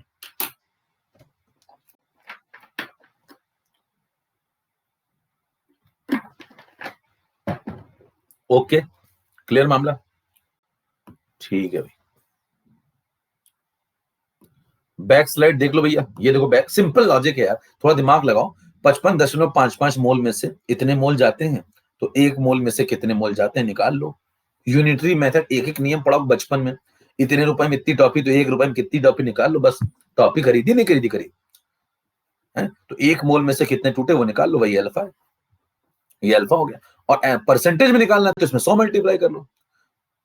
परसेंटेज का मतलब क्या होता है? कितना टूटा ऊपर लिख दो और कितने में से टूटा नीचे लिख दो, इंटू 100 कर दो, बस कर दो, ये परसेंटेज है। इतने प्रतिशत टूटा। अब इसकी जगह पे लिख दिया मैंने 10⁻⁻14 का अंडर रूट। और 10⁻⁻14 का अंडर रूट कितना होता है? 10⁻⁻7 यानी कि रूट के डब्ल्यू। तो इसकी जगह लिख दो रूट के डब्ल्यू। 25 डिग्री सेल्सियस चल रहा है ना भैया? अच्छा, छत से उतरो, ये देखो इस पे वैल्यू है। और ये जो सॉल्व करोगे ये बन जाएगा 1.8। ये कह रहा समझ में नहीं आया था, अब आ गया भैया समझ में। टॉनिक पियो, हमदर्द का टॉनिक सिंकारा। कर उससे दिमाग तेज चलता है? नहीं, आपको लगने लगेगा दिमाग तेज चल रहा है। ये लगना भी बहुत अच्छी बात है, लगने लगे कि दिमाग तेज चल रहा है। भले दिमाग तो उतना ही तेज चलेगा जितना है आपका, फायदा क्या होगा? लगने लगेगा दिमाग तेज चल रहा है। चलो सुनो आगे। अब मेरे को बताना ये सब बातें आपको समझ में आ गई। एनालिसिस पे आ जाओ भैया। एनालिसिस, एनालिसिस ये कहती है कि मेरे को बताना है पानी का नेचर कैसा। नेचर, नेचर, नेचर बहुत जरूरी है गुरु। जीवन में बिना नेचर जाने आगे मत बढ़ा करो, बहुत दिक्कत होती है। Nature of pure water. Nature का मतलब होता है आपको बताना है एसिडिक है, बेसिक है कि न्यूट्रल है। 25 डिग्री सेल्सियस तापमान पे कार्यक्रम चल रहा है, ठीक है? तो बताना क्या पीएच देख के बताओगे क्या? हाँ भाई, पीएच देख के बताओगे क्या कि नेचर कैसा है? ध्यान सुनिए, कई लोग पीएच पीएच करते रहते हैं, पीएच 7 है तो न्यूट्रल है, ऐसा है वैसा। आप लॉजिक समझिए, बेसिक कंसेप्ट आपको बता रहा हूं। कभी भी जिंदगी में आपको, नेक्स्ट स्लाइड पे समझा देता हूं 16 नंबर पे, कि कभी भी जिंदगी में आपको चेक करना, पूरी आयन के लिए बता रहा हूं, पूरी आयन के लिए 3 बातें चेक किया करो। कंटेनर का प्रोटॉन, कंटेनर का ओएच, कंटेनर का प्रोटॉन, कंटेनर का ओएच, कंटेनर का प्रोटॉन, कंटेनर का ओएच। पूरी आयन के लिए बता रहा हूं आपको। पूरी आयनिक में कभी भी आपको ये चेक करना हो कि सिस्टम में नेचर कैसा है, एसिडिक है, बेसिक है, न्यूट्रल है, पूरी आयनिक में, मतलब कहाँ कहाँ स्ट्रॉन्ग एसिड का सवाल आता है वहां भी कंसेप्ट यही लगेगा, वीक एसिड में भी यही लगेगा, सॉल्ट में भी यही लगेगा, बफर में भी यही लगेगा, हर जगह यत्र तत्र सर्वत्र। मतलब अगर कंटेनर में प्रोटॉन कंसंट्रेशन देखिए और वो OH से ज्यादा हो जाए तो आप समझ जाना सिस्टम कैसा है, प्रोटॉन जीत रहा है और सिस्टम एसिडिक है। और अगर सिस्टम में कभी OH नेगेटिव भारी पड़ जाए H+ पे तो सिस्टम बेसिक कैरेक्टर का है, और अगर दोनों बराबर आ जाए तो सिस्टम न्यूट्रल कैरेक्टर का है। ये बात जो मैंने 3 यहाँ पे लिखी है, अभी आपको बात सुनने में बड़ी आसान लग रही होगी, ये बात बहुत तकलीफ देती है अंत तक, इसको सुनते रहिए ध्यान से। मैं क्या बोल रहा हूं, कभी भी आपको ये 3 बातें, आपको एसिडिक, बेसिक या न्यूट्रल बड़े से बड़े सवाल में चेक करना हो, यही तरीका है। मतलब किसके लिए कहेंगे, for any type of solution, किसी भी सॉल्यूशन के लिए कोई भी सवाल आ जाए, और कब, एट एनी कंडीशन, कोई भी कंडीशन हो, कोई टेम्परेचर हो, 30 डिग्री हो, 40 डिग्री हो, 50 डिग्री हो, 25 डिग्री हो, किसी कंडीशन सॉल्यूशन के लिए यही कंसेप्ट है और इसके अलावा कोई कंसेप्ट नहीं। बेसिक यही कंसेप्ट है, बाकी डिराइव्ड कंसेप्ट है। डिराइव्ड कंसेप्ट ही पीएच है, उसको बाद में भी समझेंगे। फिलहाल आप आइए, आपको चेक करना नेचर ऑफ प्योर वाटर। अगर मैं बेसिक कंसेप्ट की बात करूं तो मैं क्या कहूंगा, पानी जिस घड़ी टूटा था उसी वक्त इसका नेचर तय हो गया था साहब। पानी जिस घड़ी टूटा था उसी वक्त इसका नेचर तय हो गया था। ध्यान से देखिए, पानी के अलावा सिस्टम में कोई और है नहीं, और इन दोनों के बीच में मोलर रेशियो कितना है, 1:1, 1:1। तो इसका मतलब जितना ये बनेगा उतना ये भी बनेगा। हेलो, जितना ये बनेगा उतना ये भी बनेगा। दोनों थे बराबर, देखो 0:0, तो दोनों बनेंगे बराबर। क्यों? क्योंकि 1:1 रेशियो है। दोनों थे बराबर, दोनों बने बराबर, तो दोनों होंगे बराबर। और जब दोनों होंगे बराबर तो सिस्टम में अंत में ये दोनों बराबर ही आने वाले हैं। और जब दोनों बराबर आने वाले हैं तो कितने के भी बराबर आए, लेकिन बराबर तो हैं। आप चेक करेंगे तो इतने के बराबर आ जाते हैं, लेकिन बराबर तो हैं। हमें इससे मतलब नहीं है कि कितने के बराबर है, हमें इससे मतलब है कि बराबर है। और अगर बराबर है तो न्यूट्रल होगा। ध्यान दीजिए, मैं शब्दों का प्रयोग जो कर रहा हूं बहुत अंदर की बात नहीं, मैं क्या बोल रहा हूं, मुझे इससे मतलब नहीं कि दोनों किसके बराबर है, मुझे इससे मतलब है क्या दोनों बराबर है, और बराबर है तो न्यूट्रल है। 25 डिग्री सेल्सियस में प्योर वाटर कैसा होगा, न्यूट्रल। कितने को बात समझ में आ गई, तोड़ डालिए फटाफट। तो ये वाला पॉइंट क्लियर, पानी का नेचर क्लियर, ठीक है। अंदर चलें, ओके, चलो भैया आगे बढ़ा जाए। अब उसके बाद आगे बढ़िए, 17 नंबर स्लाइड पे आ जाइए। अब यहां पे क्या होता है कि एक कंसेप्ट पढ़ा जाता है जिसको बोलते हैं पीएच। पीएच तो हम लोग भी पढ़ लेते हैं, कैलकुलेशन ऑफ पीएच। एक व्यक्ति था जिसका नाम था सोरेनसन, उसने एक फॉर्मूला दिया, सोरेनसन्स फॉर्मूला बोलते हैं इसको, आदमी का नाम है, ये तुम्हारा नाम चिंटू पिंटू होगा वैसे ही, है ना। सोरेनसन फॉर्मूला, पी का मतलब पावर, पावर ऑफ प्रोटॉन, तो एच की पावर निकाली उसने, पी फॉर पावर। तो पावर का मतलब क्या था, उसने कहा कि जो प्रोटॉन है उसकी जो पावर है, कितना वो एसिडिक कैरेक्टर को कंट्रोल कर सकता है, उसके लिए एक टर्म डिफाइन कर दिया कि पीएच देख लो तो आपको आइडिया लग जाएगा। लेकिन पीएच बेसिक कंसेप्ट नहीं था, बेसिक कंसेप्ट तो ये पीछे हो चुका है। जिंदगी में कभी भी आपको एसिडिक बेसिक न्यूट्रल चेक करना, मेरी बात याद रखिएगा, किसी भी सॉल्यूशन के लिए किसी भी कंडीशन पे यही 3 बेसिक कंसेप्ट लगेंगे, और ये अंत तक लगाऊंगा, अंत तक, जब तक आयनिक खत्म नहीं हो जाएगी। अभी शुरू किया, अभी खत्म भी इसी पे करूंगा, देखना। अब सुनना, कैलकुलेशन ऑफ पीएच निकालना है आपको, है ना भाई साहब। एक पावर ऑफ प्रोटॉन निकालने के लिए एक मैथमेटिकल फंक्शन डिफाइन करा, और कहा कि negative logarithmic value of x को डिफाइन कर दिया पीएक्स। क्या बोल दिया, negative logarithmic value of x को डिफाइन कर दिया पीएक्स। तो उसने बोला एक नया फंक्शन डिराइव कर लेते हैं जिससे हमें मदद मिलेगी पावर ऑफ प्रोटॉन देखने की। तो यहाँ पे पीएक्स को डिफाइन किया गया minus of log of x. अब यहाँ पे एक्स कौन है, वेरिएबल है, जो आप यहां पुट करेंगे भैया आप यहां पुट करेंगे। सपोज आपने कहा कि मैंने यहाँ पे एच लिखा, तो यहाँ प्रोटॉन लिखेंगे। सपोज आपने कहा कि मैं यहाँ पे OH लिखूंगा, तो यहाँ पे आप OH लिखेंगे, जनरल फंक्शन है बिल्कुल। सपोज आपने कहा मैं यहाँ पे PKW लिखूं, तो यहाँ KW लिखेंगे, जो यहाँ लिखेंगे एक्स वही यहाँ लिखेंगे। अच्छा, इसका एक दूसरा वर्जन भी था, इसका जो दूसरा वर्जन था वो ऐसा था, x is equal to 10 to the power minus px। ये दोनों एक ही बात है। कोई कहता समझाओ दोनों एक बात कैसे, तो अब अगली स्लाइड में आपको समझा देता हूं पहले। 18 नंबर पे चेक करना, दोनों एक ही बात है, ये भी और ये भी दोनों एक ही बात है, और लगा इनके बीच में। तो अब ऐसे लिखो चाहे वैसे लिखो, एक ही कहानी चल रही है। अब वो कहेगा एक ही कहानी कैसे चली, तो मैं किसी एक को पकड़ लेता हूँ, इसको पकड़ लेता हूँ और इससे प्रूव कर देता हूँ कि ये वाली बात आ जाएगी। देखो चेक करो कैसे। x is equal to 10 to the power minus px लिखा हुआ है, दोनों तरफ लॉग अप्लाई कर दीजिए। लॉग अप्लाई किया है, लॉग लिया नहीं भैया। कहीं कहते हैं लॉग ले लूं क्या, लॉग कर्जा थोड़ी ले लोगे, उधार उधार चुकाओ बाद में। तो लॉग अप्लाई किया जाता है, मैथमेटिकल फंक्शन है, कर्जा नहीं ले लेंगे। लॉग की प्रॉपर्टी है, अंदर क्या आएगा बताओ, लॉग 10, लॉग 10 कितना होता है 1, लॉग 10 कितना होता है 1, तो यहां से लॉग एक्स की वैल्यू आ गई कितनी बताओ, माइनस ऑफ पी एक्स। यहां से पी एक्स कितना आ गया, इधर ये माइनस इधर प्लस है, तो इधर माइनस लगा लो उधर प्लस लग जाएगा, तो पी एक्स कितना आ गया, माइनस लॉग ऑफ एक्स। तो क्या ये वाली बात और ये वाली बात दोनों मैचिंग मैचिंग? तो बताइए मैं इससे उस पे जा सकता हूं, उससे इस पे आ सकता हूं, तो यानी कि दोनों एक ही बात है। क्लियर है मामला? अब बताना मेरे को, अगर यहां पे मैं एक्स की वैल्यू को पुट करूं, कैसे, जैसे एक्स को पुट किया मैंने प्रोटॉन, ठीक, तो बताओ यहाँ पे क्या आएगा, 10 टू द पावर माइनस, और एक्स की जगह कौन आएगा, प्रोटॉन पीएच। यहाँ पे अगर मैं ओ एच लिखूं तो सिमिलरली ओ एच, तो यहाँ 10 to the power minus P O H. अगर मैं यहाँ के डब्ल्यू लिखूं तो माइनस पी के डब्ल्यू, ठीक है। तो ये तीनों बातें, मतलब इन तीनों के बीच में और लगा हुआ है, ये तीनों और ये तीनों एक ही बात है, ठीक है। चलिए अगला पॉइंट सुने। अब ये एक सोरेनसन ने मैथमेटिकल फंक्शन डिफाइन कर दिया पीएक्स नाम का, जिससे हमें आसानी होती है पावर ऑफ प्रोटॉन देखने में। कैसे देखते हैं उस पर चर्चा आगे बढ़ाएं। 19 नंबर पे आओ भैया। अब सोरेनसन ने क्या समझाया, कुछ बातें यहां गणित समझ लीजिए, कुछ थोड़ी जीवन थोड़ी गणित समझ लीजिए।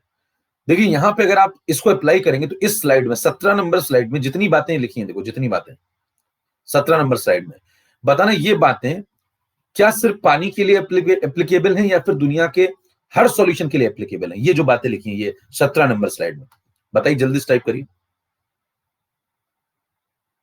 सबके लिए है, वेरी गुड, सबके लिए है, ऑल। तो मतलब ये जनरल कंसेप्ट है, ध्यान दीजिए, ये जनरल कंसेप्ट है, ये सबके लिए वैलिड है, इसको आप किसी में भी उठा के लगा सकते हैं, ये मैथमेटिकल फंक्शन है, सिंपल। अब बताइए अलग अलग सॉल्यूशन में क्या होगा, अलग अलग प्रोटॉन होंगे तो उनका अलग अलग पीएच होगा, अलग अलग ओएच होंगे तो उनका अलग अलग पीओएच होगा, ठीक है। अलग अलग टेम्परेचर पे अलग अलग केडब्ल्यू भी हो सकते हैं, वो भी चर्चा होगी आगे, तो अलग अलग पीकेडब्ल्यू भी आ सकते हैं, उस पर चर्चा बाद में होगी, ठीक है। फिलहाल आप आ जाइए पानी पे। पानी आपके पास, ये आपको नेचर इसका चेक करना था, नेचर मैंने बता दिया आपको न्यूट्रल, अब इसका पीएच निकालते हैं। नेचर तो पता चल गया। अच्छा जब नेचर आपने बताया, मेरे को एक पॉइंट बताना, जब मैंने नेचर बताया तो क्या मैंने पीएच डिराइव किया या बिना पीएच देखे इसका नेचर बता दिया? देखो नेचर ऑफ प्योर वाटर बताना था 25 डिग्री पे, तो मैंने नेचर न्यूट्रल बिना पीएच देखे बता दिया, पीएच तो मैं अब पढ़ रहा हूं ना, या फिर मैंने पीएच निकालने के बाद इसका नेचर बताया? बिना पीएच जरूरी नहीं है क्या देखने के लिए, कंसेप्ट पकड़िए थोड़ा। पीएच जानना जरूरी नहीं है क्या देखने के लिए, कि वो न्यूट्रल है, कि वो एसिडिक है, कि वो बेसिक है। बेसिक कंसेप्ट तो यही खत्म हो जाता है, यही खत्म हो जाता है। पीएच तो डिराइव्ड है, जिनको दिखता नहीं उनके लिए पीएच बना दिया गया। तो आइए पीएच निकाल लेते हैं। 19 नंबर पे आओ। अब फिर से प्योर वाटर पे इसको अप्लाई करते हैं, सोरेनसन फॉर्मूला को प्योर वाटर पे अप्लाई कर रहे हैं 25 डिग्री सेल्सियस में। देखो पानी का जो प्रोटॉन है, पानी का जो OH है, और जो पानी का KW है, वो आप निकाल चुके हैं 25 डिग्री पे। कितना कितना है भैया, H प्लस कितना आया 10 टू द पावर -7, OH कितना आया 10 टू द पावर -7, KW कितना आया 10 टू द पावर -14, ठीक है, ये आ गया। अब ये आने के बाद इसको कंपेयर करो पीछे वाले फॉर्मूले से। पीछे फॉर्मूले देखो ये पड़े हुए, ये देखो सोरेनसन, इन तीनों को उठा लो, इधर वालों को, इनको उठा लो, उधर ले आके लिख लो। H प्लस हो गया 10 to the power -PH, OH ही हो गया, इसको लिख लो उधर। तो यहां लिखेंगे बताओ H प्लस हो गया क्या 10 टू द पावर -PH, ये जनरल फॉर्मूला है, 10 to the power -POH general formula है। KW क्या होता है बताओ, 10 टू द पावर -PKW। अब कंपैरिजन कर लो जल्दी से, कंपेयर करो, देखो H प्लस 10 10 माइनस माइनस, यहाँ 7, तो यहाँ पे पीएच, तो पीएच कितना आ गया कंपेयर करते 7। अगला कंपैरिजन करो OH OH 10 10 minus minus 7 POH, यानी कि कंपेयर करने में पता चला POH कितना आ गया 7। अगला कंपैरिजन देखो भैया, देखो KW 10 10 माइनस माइनस PKW 14, तो PKW यहां से 14 आ गया। इस तरीके से तीनों की वैल्यू आ गई। अब जरा एक और एनालिसिस देखिए, इन दोनों को अगर आप मल्टीप्लाई करते हैं तो क्या ये आता है, चेक करो। H और OH को अगर मल्टीप्लाई करते हैं तो क्या KW आता है, यस। तो जरा इन दोनों को जोड़ देना, जरा PH और POH को, इन दोनों को जोड़ देना, मल्टीप्लाई नहीं जोड़ देना, तो क्या PKW आता है, चेक करो। 7 + 7 14, तो PH + POH is equal to PKW। एक और बात आपको समझ में आ गई, तो ये इन तीनों के बीच में रिलेशन है। तो एक रिलेशन यहां से आ गया ये वाला, और एक रिलेशन ये पहले से आपके पास था ही ये वाला। तो अब आपके पास दो कंसेप्ट आ गए, ठीक। अगला पॉइंट सुनिए, पानी का पीएच, प्योर वाटर का पीएच 25 डिग्री पे कितना आ चुका है, 7। आप जो सस्ती वाली आयनिक पढ़ते हैं ना, चवन्नी वाली, वो क्या करते हैं, कहते हैं भैया 20 नंबर सीधे पढ़ाऊंगा। कहते हैं क्या पढ़ाओगे, चाचा ये पढ़ाता हूँ, प्योर वाटर 25 डिग्री पे, तो पीएच इसका 7 होता है, इसलिए वो न्यूट्रल होता है। पीएच 7 है इसलिए वो न्यूट्रल है। जरा बताइए, अगर कोई आदमी आपको ये स्टेटमेंट बोलता नजर आ जाए, प्योर वाटर 25 डिग्री पे पीएच 7 रखता है इसलिए वो न्यूट्रल है, हाँ भाई ये बोलता है, स्टेटमेंट ध्यान सुनिए, प्योर वाटर 25 डिग्री पे पीएच 7 रखता है इसलिए वो न्यूट्रल है, एक आदमी ये बोल रहा है। दूसरा आदमी एक और बयान दे रहा है, उसका बयान सुनिएगा। वो कहता है प्योर वाटर 25 डिग्री पे इसलिए न्यूट्रल है क्योंकि H+ और OH निगेटिव दोनों बराबर हैं, और जब ये दोनों बराबर हैं तो पीएच निकालने पे 7 आ जाता है। कौन सा आदमी कौन है, क्या पहचान पा रहे हैं दोनों को, ये कंसेप्ट है। घुस जाता हूं कंसेप्ट के अंदर। कौन सही बोल रहा है बताइए, पहला नंबर वाला आदमी या फिर ये बोल रहा, ये बैगनी वाला सही बोल रहा है या फिर ये पीलू सही बोल रहा है, पीलू सही बोल रहा है क्या, समझ पा रहा, Pilu is good guy, Pilu is good guy. Pilu क्या बोलता है जरा देखिए, तो बताइए पीलू क्या बोलता है। कहता है कि भाई साहब देखिए शब्दों का प्रयोग देखिए, जो पैदल आदमी हल्का हल्का बयान देता है, हल्का बयान जीवन में कभी मत दीजिए, आजकल लोग दे रहे हैं आजकल दे रहे हैं कुछ लोग हैं, हल्का बयान, हल्की बातें बोलते हैं। उनसे मुझे बस इतना ही कहना है, जस्ट टेक केयर, है ना। कई लोग इतना बेचारे परेशान हो गए कि मतलब ये आदमी इतना ऊंचा उड़ता जा रहा है ना, वो इतना परेशान हो गए, कुछ भी बोल रहे हैं, बयान दे रहे हैं, तो मतलब उन लोगों से मुझे इतना ही कहना है, बस मर मत जाना, अभी तो तबाही देखनी बाकी है। अब देखिए प्योर वाटर 25 डिग्री सेल्सियस पे, है ना, प्योर वाटर 25 डिग्री सेल्सियस पे पीएच 7 रखता है ना, पीएच 7 रखता है, तो इसलिए वो न्यूट्रल है क्या, इसलिए वो न्यूट्रल है क्या, हाँ भाई बताइए, प्योर वाटर 25 डिग्री सेल्सियस पे पीएच 7 रखता है इसलिए वो न्यूट्रल है क्या, नो।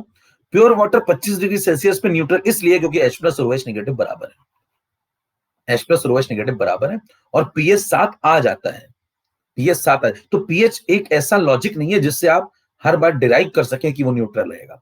अगर आपको न्यूट्रलिटी चेक करनी है तो उसका बेसिक कंसेप्ट ये होता है, उसका बेसिक कंसेप्ट ये होता है। कितनों को समझ में आ गई बात ही।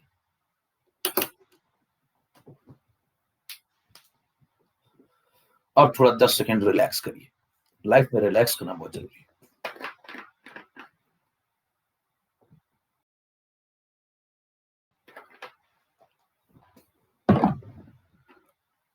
ठीक है, चलें।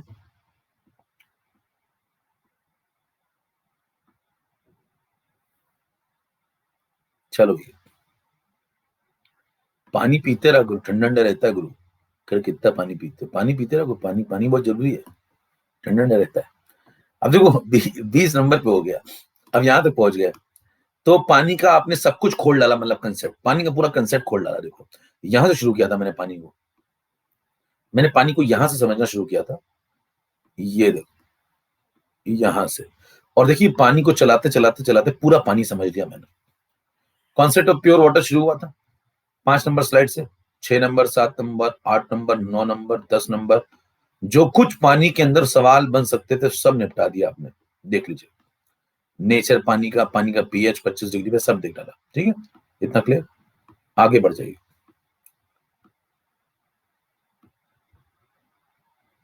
अब उसके बाद 21 पे आओ।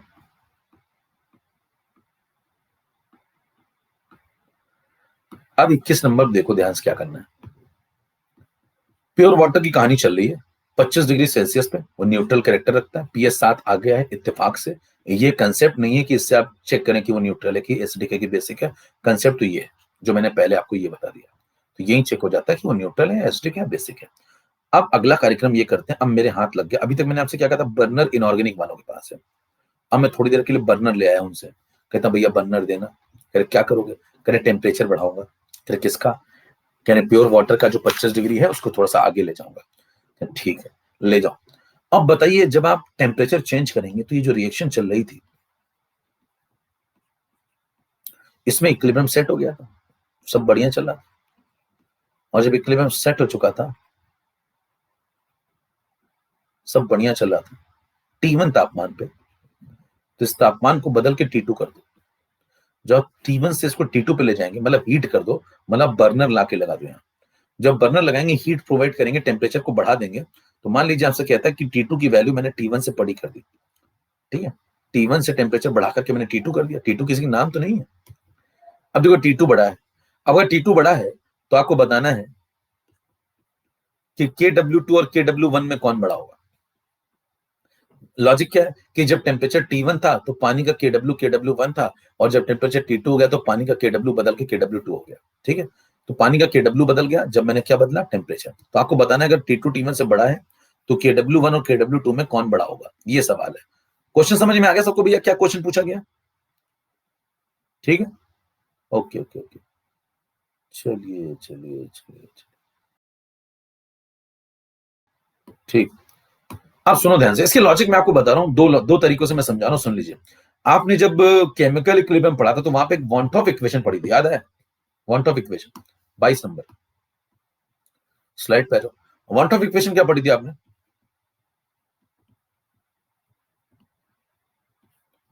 कि बताइए, जब टेम्परेचर T1 था तो अगर इक्विलिब्रियम कांस्टेंट KW1 था, जब टेम्परेचर T2 हो गया तो इक्विलिब्रियम कांस्टेंट KW2 हो गया। तो याद करिए, जो आप वॉन्टॉफ इक्वेशन पढ़ते तो वहां लिखते थे log of Kc2 by Kc1। Equilibrium constant Kc1 Kc2 जब होते थे यहाँ, तो यहाँ लिखते थे log of Kc2 by Kc1। तो आप क्या लिखेंगे? Log of KW2 by KW1 is equal to delta H upon 2.303 R 1 upon T1 minus 1 upon T2।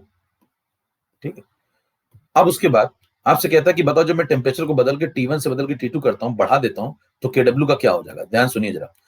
Depend करेगा डेल्टा H कैसा है, डिपेंड करेगा डेल्टा H कैसा है। तो आप बताना, पानी वाली जो रिएक्शन हमने लिखी है इसमें क्या होगा, जब आप पानी को ब्रेक करेंगे तो एनर्जी यहाँ पे लगाएंगे, एनर्जी यहाँ पे एनर्जी लगाएंगे, और जब यहाँ पे एनर्जी लगाएंगे Q कैलोरी, तो ये रिएक्शन कैसी होगी बताओ? फॉरवर्ड डायरेक्शन में एंडोथर्मिक, फॉरवर्ड डायरेक्शन में एंडोथर्मिक। और डेल्टा H जो आप लिखते हैं, अगर नीचे कुछ नहीं लिखा फॉरवर्ड बैकवर्ड, तो मान के चलेंगे फॉरवर्ड वाले का लिख रहे हैं, तो डेल्टा H कितना होगा इसका? पॉजिटिव, क्योंकि देखो एनर्जी यहाँ लगानी पड़ी, तो फॉरवर्ड साइड के अकॉर्डिंग कुछ नहीं लिखा तो मान के चलेंगे फॉरवर्ड वाला लिखा हुआ है, तो डेल्टा H पॉजिटिव। तो बताओ इस रिएक्शन में जो यहाँ डेल्टा H लगता है वो कौन सा लगता है? फॉरवर्ड साइड वाला। तो डेल्टा H पॉजिटिव, ये पॉजिटिव है। T2 बड़ा है T1 से, जब T2 बड़ा है T1 से तो बताओ 1/T2 छोटा हो जाएगा। देखो T2 बड़ा है तो 1/T2 छोटा हो जाएगा, तो ये छोटा हो गया, ये छोटा हो गया। 1/T1 बड़ा हो जाएगा, देखो T2 बड़ा, 1/T2 छोटा। तो बताओ ये पहला वाला बड़ा हो गया, ये वाला छोटा हो गया, तो बड़े में छोटा माइनस करोगे तो पॉजिटिव आएगा, बड़े में छोटा माइनस करोगे तो पॉजिटिव आएगा।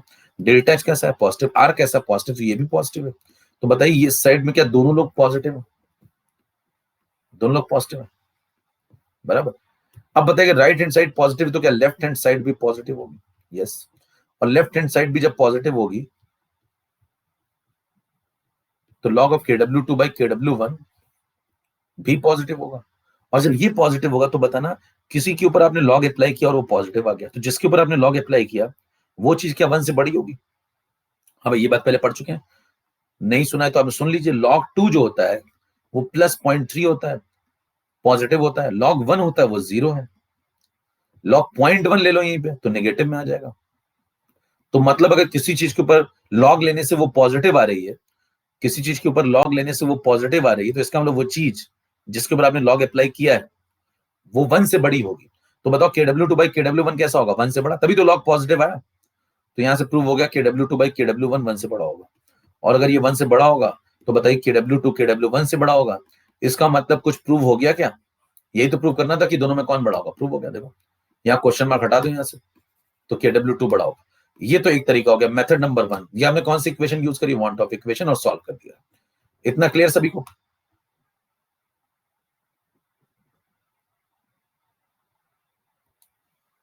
एक और कंसेप्ट सुनिए। अगर आपको थोड़ा आता हो, मैंने कहा था ली चैटलियर पढ़ के आना, याद है कुछ मामला?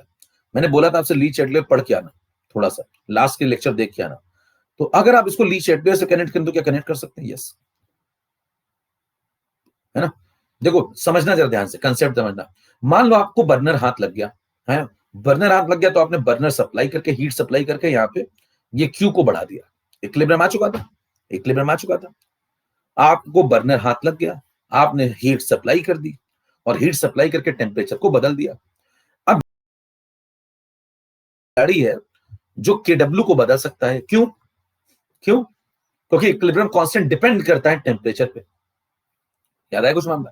ली चैटलियर। अब मेरे को एक बात बताना, जब आप हीट सप्लाई करोगे तो बताइए, हीट आपने ये बढ़ा दी, हीट आपने बढ़ा दी, ठीक है।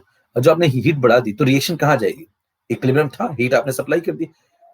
तो मैंने आपको कुछ सिखाया था क्या? हीट को किसकी तरह ट्रीट करो? सब्सटेंस की तरह, है ना? तो हीट अगर इस साइड है, इस साइड कोई सब्सटेंस होता मान लो, उसको बढ़ाते, है ना? इस साइड को मान लो क्यू नाम का एक सब्सटेंस होता, उसको बढ़ाते, तो रिएक्शन कहां जाती? फॉरवर्ड। भाई अगर मान लो क्यू नाम का कोई सब्सटेंस होता, हीट नहीं होती, तो रिएक्शन क्यू को बढ़ाने पे कहां जाती? फॉरवर्ड। उसको घटाने की कोशिश करती, ली चैटलियर। तो अगर आपने हीट को बढ़ा दिया तो रिएक्शन कहां जाएगी? फॉरवर्ड, उसको घटाने के लिए। अब जब रिएक्शन फॉरवर्ड जाएगी तो क्या फॉरवर्ड जाएगी तो ये दोनों बढ़ जाएंगे। ये दोनों क्या बढ़ जाएंगे? यस। और जब ये दोनों बढ़ जाएंगे तो इनका मल्टीप्लीकेशन भी बढ़ जाएगा, और इनका मल्टीप्लीकेशन ही तो KW है, तो KW भी बढ़ जाएगा। कि तुमको बात समझ में आ गई? अगर बात समझ में आ गई तो एक बार जोरदार तरीके से तोड़िए। ये ली चैटलियर चल रहा है, उधर वॉन हॉफ चल रहा है, इधर आयनिक चल रहा है। अद्भुत संगम देख पा रहे हैं? इधर ली चैटलियर चल रहा है, इधर वॉन हॉफ चल रहा है, इधर आयनिक चैप्टर चल रहा है, सब मिला डाल रहा हूं। तो डालिए अगर मौज आ रही तो। ठीक है भाई, चलो अगला सुनो। अगला पॉइंट ये कहता है, क्लियर? 1.5 के, वेरी गुड, जोरदार चल रहा है मामला। तो जितना कठिन चैप्टर आता है उतना मैं और खतरनाक खेलता हूं, है ना? आप कठिन से कठिन चैप्टर लाइए। अभी सॉलिड स्टेट आएगा, है ना? उसमें जनता दिखता नहीं है ये बॉल कहां लग गई, टेट्राहेड्रल वॉइड कहां है, दो के बीच की दूरी पूछ लो, जंगल भाग जाते हैं। मैं खोल डालता हूँ टेट्राहेड्रल वॉइड और सब कुछ, पूरी सॉलिड स्टेट खोल डालता हूँ, टुकड़े टुकड़े करके इसे हाथ दे दूंगा, ले जाओ घर में जाकर चूरन खाओ, मस्त रहो। तो आप, अगर आपको यकीन ना हो तो आप जाके 12th के चैप्टर उठा देख लीजिए, सॉलिड स्टेट मैंने पढ़ाया, मैंने इलेक्ट्रो भी, आपको समझ में आ जाएगा अंतर क्या है दुनिया में। अब देखिए, आपने जब हीट सप्लाई करी, जब आपने हीट सप्लाई करी, तो हीट सप्लाई करने पे सिस्टम हीट को सब्सटेंस की तरह लीजिए, और सिस्टम चाहेगा हीट को कम करने के लिए, तो वो आगे जाएगी रिएक्शन। जब आगे जाएगी ये दोनों बढ़ जाएंगे, और जब ये दोनों बढ़ जाएंगे तो जो नया इक्विलिब्रियम मिलेगा, न्यू इक्विलिब्रियम नए टेम्परेचर पे, तो उसमें KW आपको ज्यादा मिलेगा। पहली बार देखिए ली चैटलियर में, और आखिरी बार KC बदला था। कब? टेम्परेचर जब आप बदलते हैं, क्योंकि टेम्परेचर ही अकेला ऐसा व्यक्ति है जो इक्विलिब्रियम कांस्टेंट को बदल सकता है। एक बात। दूसरी बात, मेरे को बात बताना, सॉल्यूशन मान लो आप टेम्परेचर T2 पे चले गए, अब बताइए वाटर का नेचर कैसा है। अब आपसे कोई पूछता है कि बताओ T2 टेम्परेचर पे वाटर का नेचर कैसा है। मान लो एग्जांपल के तौर पे, सुनना ध्यान से, मान लो एग्जांपल के तौर पे मैं आपसे कहता हूं, पानी आपने लिया, ये वाली रिएक्शन आपने ली, ये वाली रिएक्शन ली, T1 यहां पे आपने लिया मान लो 25 डिग्री, एग्जाम्पल ले लेता हूं, एग्जाम्पल नहीं, एग्जाम्पल 90 डिग्री। आपसे कहता है 25 डिग्री से आप 90 डिग्री चले गए।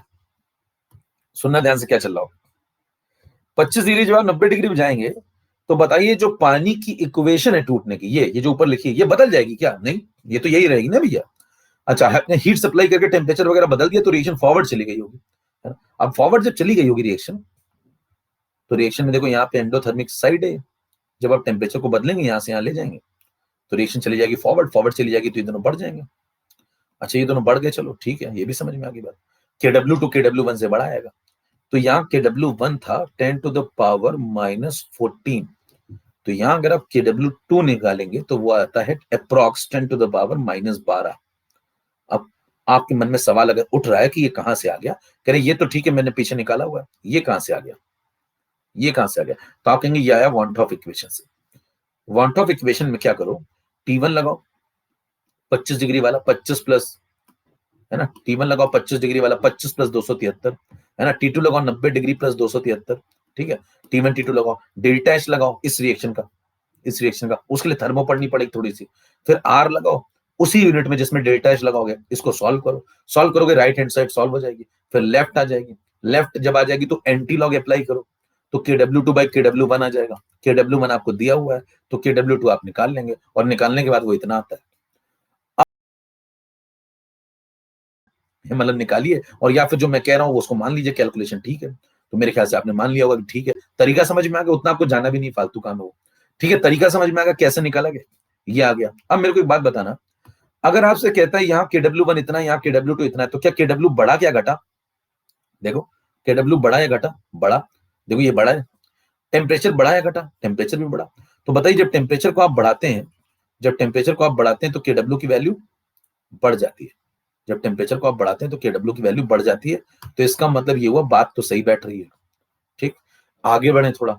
अब जब आगे बढ़ेंगे, पानी के टूटने का तरीका नहीं बदला, तो मेरे को एक बात बताना, यहाँ पे ये वाला फॉर्मूला चल रहा है कि नहीं चल रहा है, यस चल रहा है, यहाँ पे भी ये वाला फॉर्मूला चल रहा है कि नहीं चल रहा भैया, यहाँ पे भी चल रहा है, और जब दोनों जगह चल रहा है, जब दोनों जगह चल रहा है, तो एक बात मेरे को बताना, यहाँ पे इन दोनों का मल्टीप्लीकेशन मुझे 10 to the power -14 लाना है, देखो KW कितना है 10 to the power -14, और इक्विलिब्रियम जब यहां सेट होता है तो यहां मुझे इन दोनों का मल्टीप्लीकेशन इक्विलिब्रियम पे कितना लाना है, 12 लाना है, 10 to the power -12 लाना है। एक और बात सुनिए, बताइए क्या इन दोनों का मल्टीप्लीकेशन अगर इतना लाना है तो क्या ये दोनों बराबर भी रखने हैं, यहाँ पे ये दोनों बराबर भी थे, क्यों बराबर थे, क्योंकि अगर ये 1 मोल बनेगा तो ये भी 1 मोल बनेगा, तो जितने मोल ये बनेगा उतने मोल ये बनेगा, तो HOH यहाँ बराबर थे क्या, यस, इसलिए दोनों कितने हो गए थे 10 to the power, देखो दोनों बराबर है, इतना रखना है, तो दोनों कितने हो गए थे 10 to the power -7, यस। अब मेरे को एक बात बताना, क्या यहां भी HOH बराबर होंगे या नहीं होंगे, यहां भी HOH बराबर होंगे या नहीं होंगे, प्रश्नवाचक चिन्ह,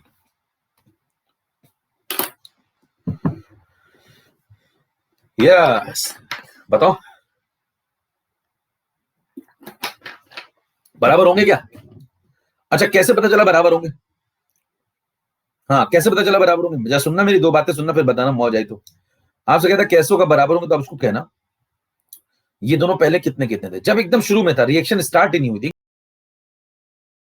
पहला स्लाइड देखो, ये दोनों थे कितने 0 0, ये दोनों थे बराबर, देखो थे बराबर, रेशियो 1:1 है, देखो दोनों थे बराबर, रेशियो 1:1 है, तो दोनों बने बराबर, ये दोनों थे बराबर, रेशियो 1:1 है, दोनों बने बराबर, और जब हीट आप यहां सप्लाई करेंगे तो रिएक्शन आगे की तरफ जाएगी, तो दोनों बढ़े बराबर, तो दोनों बचे बराबर, तो दोनों हुए बराबर, मौज आई तो तोड़ डालिए, क्या बोला मैंने, दोनों थे बराबर, दोनों बने बराबर, आपने हीट सप्लाई की, रिएक्शन आगे गई, तो दोनों बढ़े बराबर, क्योंकि 1:1 रेशियो है, एक्स ये बढ़ेगा तो एक्स ये भी बढ़ेगा, दोनों थे बराबर, दोनों बने बराबर, दोनों बढ़े बराबर, दोनों बचे बराबर, दोनों हुए बराबर, तो क्या दोनों आज भी बराबर हैं, hello guys, enjoying the game, तो बताइए क्या दोनों आज भी बराबर है, मैंने कंसेप्ट से दिखा दिया कि दोनों आज भी बराबर है, और बताइए अगर दोनों आज भी बराबर हैं तो दोनों कितने के बराबर होंगे, मल्टीप्लीकेशन आपको 10 to the power -12 लाना है, तो दोनों को क्या -6 लगा दूं,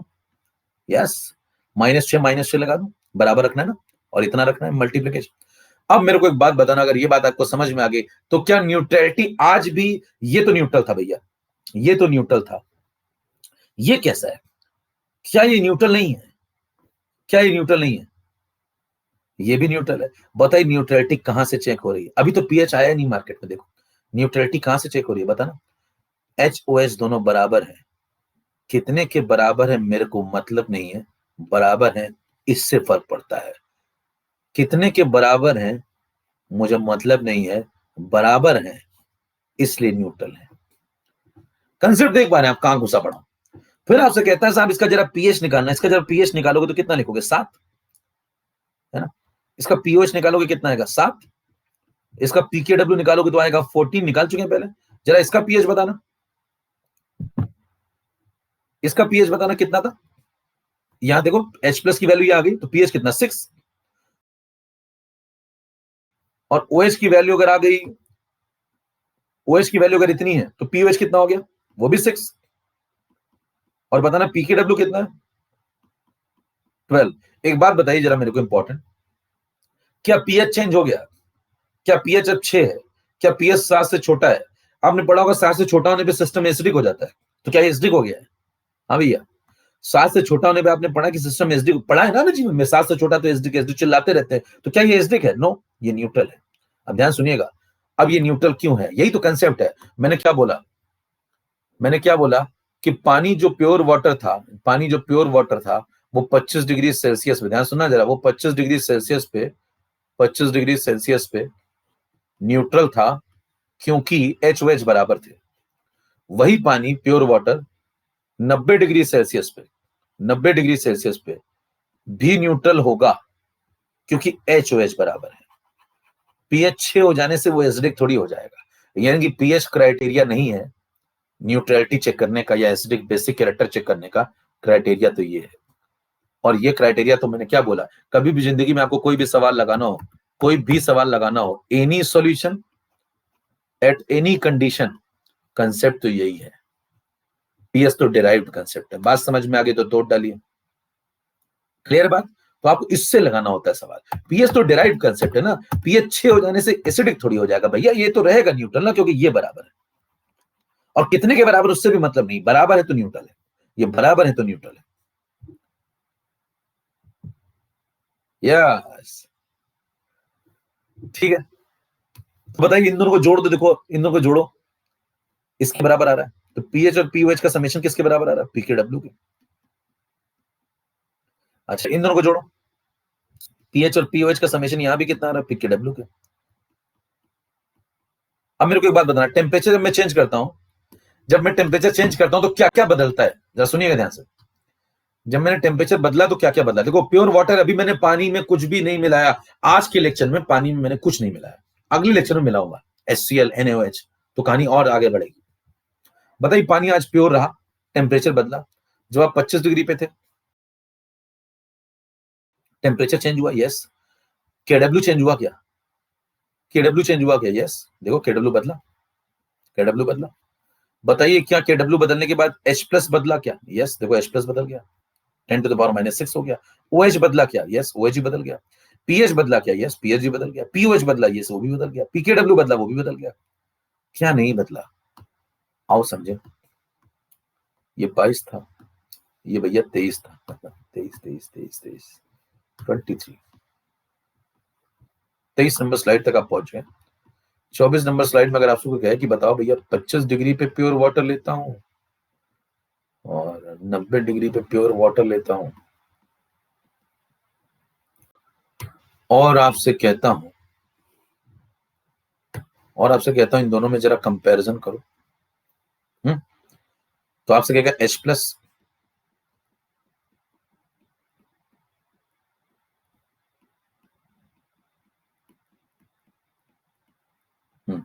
OH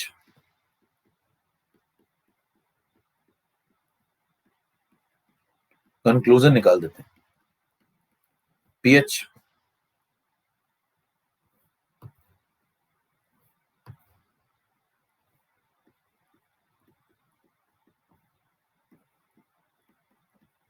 पीओएच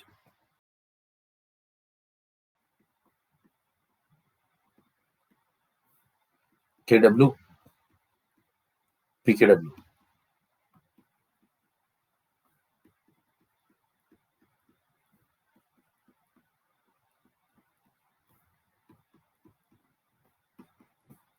ठीक है, आपसे कहता है क्या क्या बदला क्या क्या नहीं बदला। देखो जब आप 25 डिग्री से 90 डिग्री की तरफ जाते हैं प्योर वाटर ही रखते हैं, कुछ मिलाते नहीं, तो बताइए H प्लस बदला क्या, देखो चेक करो, यस।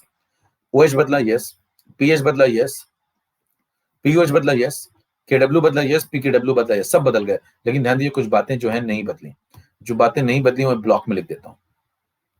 बात नंबर 1 ये नहीं बदली, HOH पहले भी बराबर थे, वो आज भी बराबर है। कितने की वो बदल गई, लेकिन बराबर है वो नहीं बदली। सिस्टम न्यूट्रल है, ये बात नहीं बदली। पीएच और पीओएच दोनों बराबर हैं, ये बात भी नहीं बदली। देखिए पीएच और पीओएच यहाँ भी बराबर है और यहाँ भी बराबर है। कितने के वो बदल गई, लेकिन बराबर है ये नहीं बदली। समझ पा रहे हैं? और बताओ क्या नहीं बदला? एच ओ एच का मल्टीप्लीकेशन पहले भी, एच और ओ एच का मल्टीप्लीकेशन पहले भी KW के बराबर था और आज भी KW के बराबर है, ये नहीं बदला। पीएच और पीओएच का समेशन पहले भी PKW था और आज भी PKW है, आज भी PKW है, ये नहीं बदला। ध्यान दीजिए, ये कुछ बातें हैं जो नहीं बदलती हैं। जब तक क्या, जब तक प्योर वाटर है, तब तक ये बातें बिल्कुल नहीं बदलेंगी। अब अगर आपको ये बात समझ में आ गई तो एक जरा सवाल लगाओ, निकल लो उसके बाद। If the PKW of pure water at any particular temperature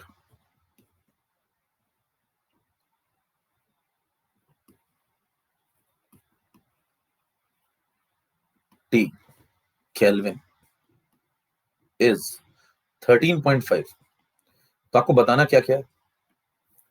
13.5, then find out pH of pure water, pOH of pure water and nature। ये 3 सवाल है। सवाल समझ पा रहे हैं अभी गाइस? आओ लगाएं। क्या बोलेंगे आप कि बताना, चाहे वो कोई भी एक पर्टिकुलर टेम्परेचर T केल्विन और टेम्परेचर का नाम ही नहीं दिया, लेकिन एक बात देखी कॉमन जो है, चाहे वो 25 डिग्री पे लगाओ, चाहे वो 90 डिग्री पे लगाओ, अगर प्योर वाटर का सवाल आया है तो बताना क्या ये सब बातें सही होंगी? तो इनमें से मैं ये वाली बात अगर उठा लूं किसी को कोई दिक्कत नहीं, और ये वाली बात उठा लूं किसी को दिक्कत नहीं, तो मैं दूसरी ये जो 2 बातें इनको उठा लेता हूँ। इन 2 बातों को अगर मैं उठा लूं और नेक्स्ट स्लाइड पे ले जाऊं, नेक्स्ट स्लाइड पे ले जाऊं, तो बताइए एक पर्टिकुलर टेम्परेचर T केल्विन पे अगर प्योर वाटर का सवाल आया है तो क्या बताइए पीएच और पीओएच बराबर होंगे? यस। क्या दोनों का समेशन, क्या दोनों का समेशन PKW होगा? यस। और अगर ऐसा होगा तो इससे एक नई बात आ जाती है। बताओ इससे नई बात क्या आ जाती है? इससे नई बात ये आ जाती है कि ये दोनों PKW/2 PKW/2 होंगे। चेक करो भाई, दोनों को बराबर भी रखना है ना? दोनों को बराबर भी रखना है और दोनों को बराबर रखते हुए दोनों का समेशन PKW बनाए रखना है। तो दोनों कितने कितने होंगे? PKW के आधे आधे, इसके आधे आधे, इसका आधा ये होगा, इसका आधा ये होगा, तो बराबर भी रहेंगे और समेशन भी आ जाएगा। समझ में आ गई बात? अब कल को मान लो अगर 25 डिग्री पे सवाल आता है तो ये PKW कितना होता है? 14, तो 14/2 14/2। अगर 90 डिग्री पे आता है तो ये 12 हो जाएगा, 12/2 12/2 6 अगर ये 13.5 है तो 13.5/2 13 पॉइंट। कंसेप्ट समझ पा रहे हैं? तो बताइए यहाँ पे अगर आंसर आ गया 6.75 पीएच का और इतना ही पीओएच का, तो मेरे को एक बात बताना, क्या पीएच 7 से छोटा आ गया? यस। क्या पीएच 7 से छोटा गया तो क्या ये एसिडिक हो गया? क्या ये एसिडिक हो गया? नो, ये न्यूट्रल है। अब मेरे को बताओ ये न्यूट्रल क्यों है? न्यूट्रल इसलिए क्योंकि HOH बराबर है। इसीलिए मैंने कहा ना बेसिक कंसेप्ट पे ध्यान दीजिए, कहानी मत रटिए। तो कई लोग रटते हैं कि पीएच 7 से छोटा तो एसिडिक हो गया। क्या एसिडिक हो गया? नो, ये न्यूट्रल है क्योंकि HOH बराबर है, ये रीजन है इसका।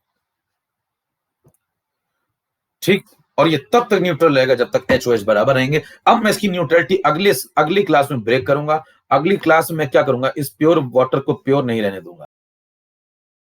के बैठा हुआ था, चुपचाप मजे ले रहा था। अगली क्लास में मैं इसकी जिंदगी में कुछ चीजें लाऊंगा। हालांकि चाहता नहीं कोई आए इसकी जिंदगी में मिले, देखिए इसको खुश है अपनी जिंदगी में। ज्यादा ज्यादा क्या कहता है, टेम्परेचर, ये कहता है टेम्परेचर ही मत बदलो मेरा। तो ये कहता है भैया मुझे 25 डिग्री मजा आ रहा है, रूम टेम्परेचर में मस्त रहने दो। ये सब चल रहा था। आपने क्या किया, बर्नर जबरदस्ती लगाया। ये नहीं कह रहा था, बर्नर स्ट्रेस है, देखिए तनाव है, तनाव आपने जबरदस्ती दिया। अगले टर्न पे मैं इसको और तनाव दूंगा। बताइए ली चैटन में कितने प्रकार के तनाव थे? कंसंट्रेशन, वॉल्यूम, प्रेशर, ये सब थे। अगले टर्न पे मैं आपको कंसंट्रेशन का तनाव सिखाऊंगा। जब इसके अंदर कुछ मिला देते हैं तो क्या हो जाता है। इसके अंदर HCl मिलाऊंगा, इसके अंदर NaOH मिलाऊंगा, इसके अंदर एस्ट्रिक एसिड मिलाऊंगा, इसके अंदर NH4OH मिलाऊंगा, और इन सब ये सब मिलाने पे क्या सिस्टम का पीएच बदलेगा, और बदलेगा तो क्या वो एसिडिक कैरेक्टर या बेसिक कैरेक्टर में कन्वर्ट हो जाएगा? इन सभी सवालों के जवाब जानने के लिए देखते रहिए अगला एपिसोड। नमस्कार, जय भारत, धन्यवाद। अगली क्लास आपकी भैया संडे को है। शेड्यूल थोड़ा सा बदला गया है, केवल 2 संडे क्लास लगाई है मैंने एक महीने में, है ना? तो अगली क्लास मैं आपको बता दूं, अगली क्लास कब है। 6 तारीख को है, लिख लो। 6 तारीख को क्लास है भैया, 6 दिसंबर को, 6 दिसंबर को संडे पड़ रहा है ना? हाँ, यस, तो क्लास है। ठीक है, तो क्लास भैया छोड़ना नहीं तो फिर मैं तो पहले बता चुका हूँ, क्लास अगर आईनी की छोड़ दी आपने तो आप छूट जाएंगे हमेशा के लिए। तो क्लास सभी करते रहिएगा। आज का जितना लेक्चर आपको पढ़ाया गया उसको जोरदार लगा, इसके नोट्स वगैरह बना लीजिएगा प्रॉपर। और अगर लेक्चर जोरदार लगा आपको तो हर जगह इसको मचाइए, फैलाइए। और जहां पे आप हेड्स डेडिकेट करते हैं वहां पे अपने व्यूज जरूर लिखिएगा कि आईनिक आपको कैसी लग रही है, क्या कुछ अलग प्रकार की आईनिक है या फिर चूरन वाली है। नमस्कार, जय भारत, मिलते हैं अगली क्लास में संडे को।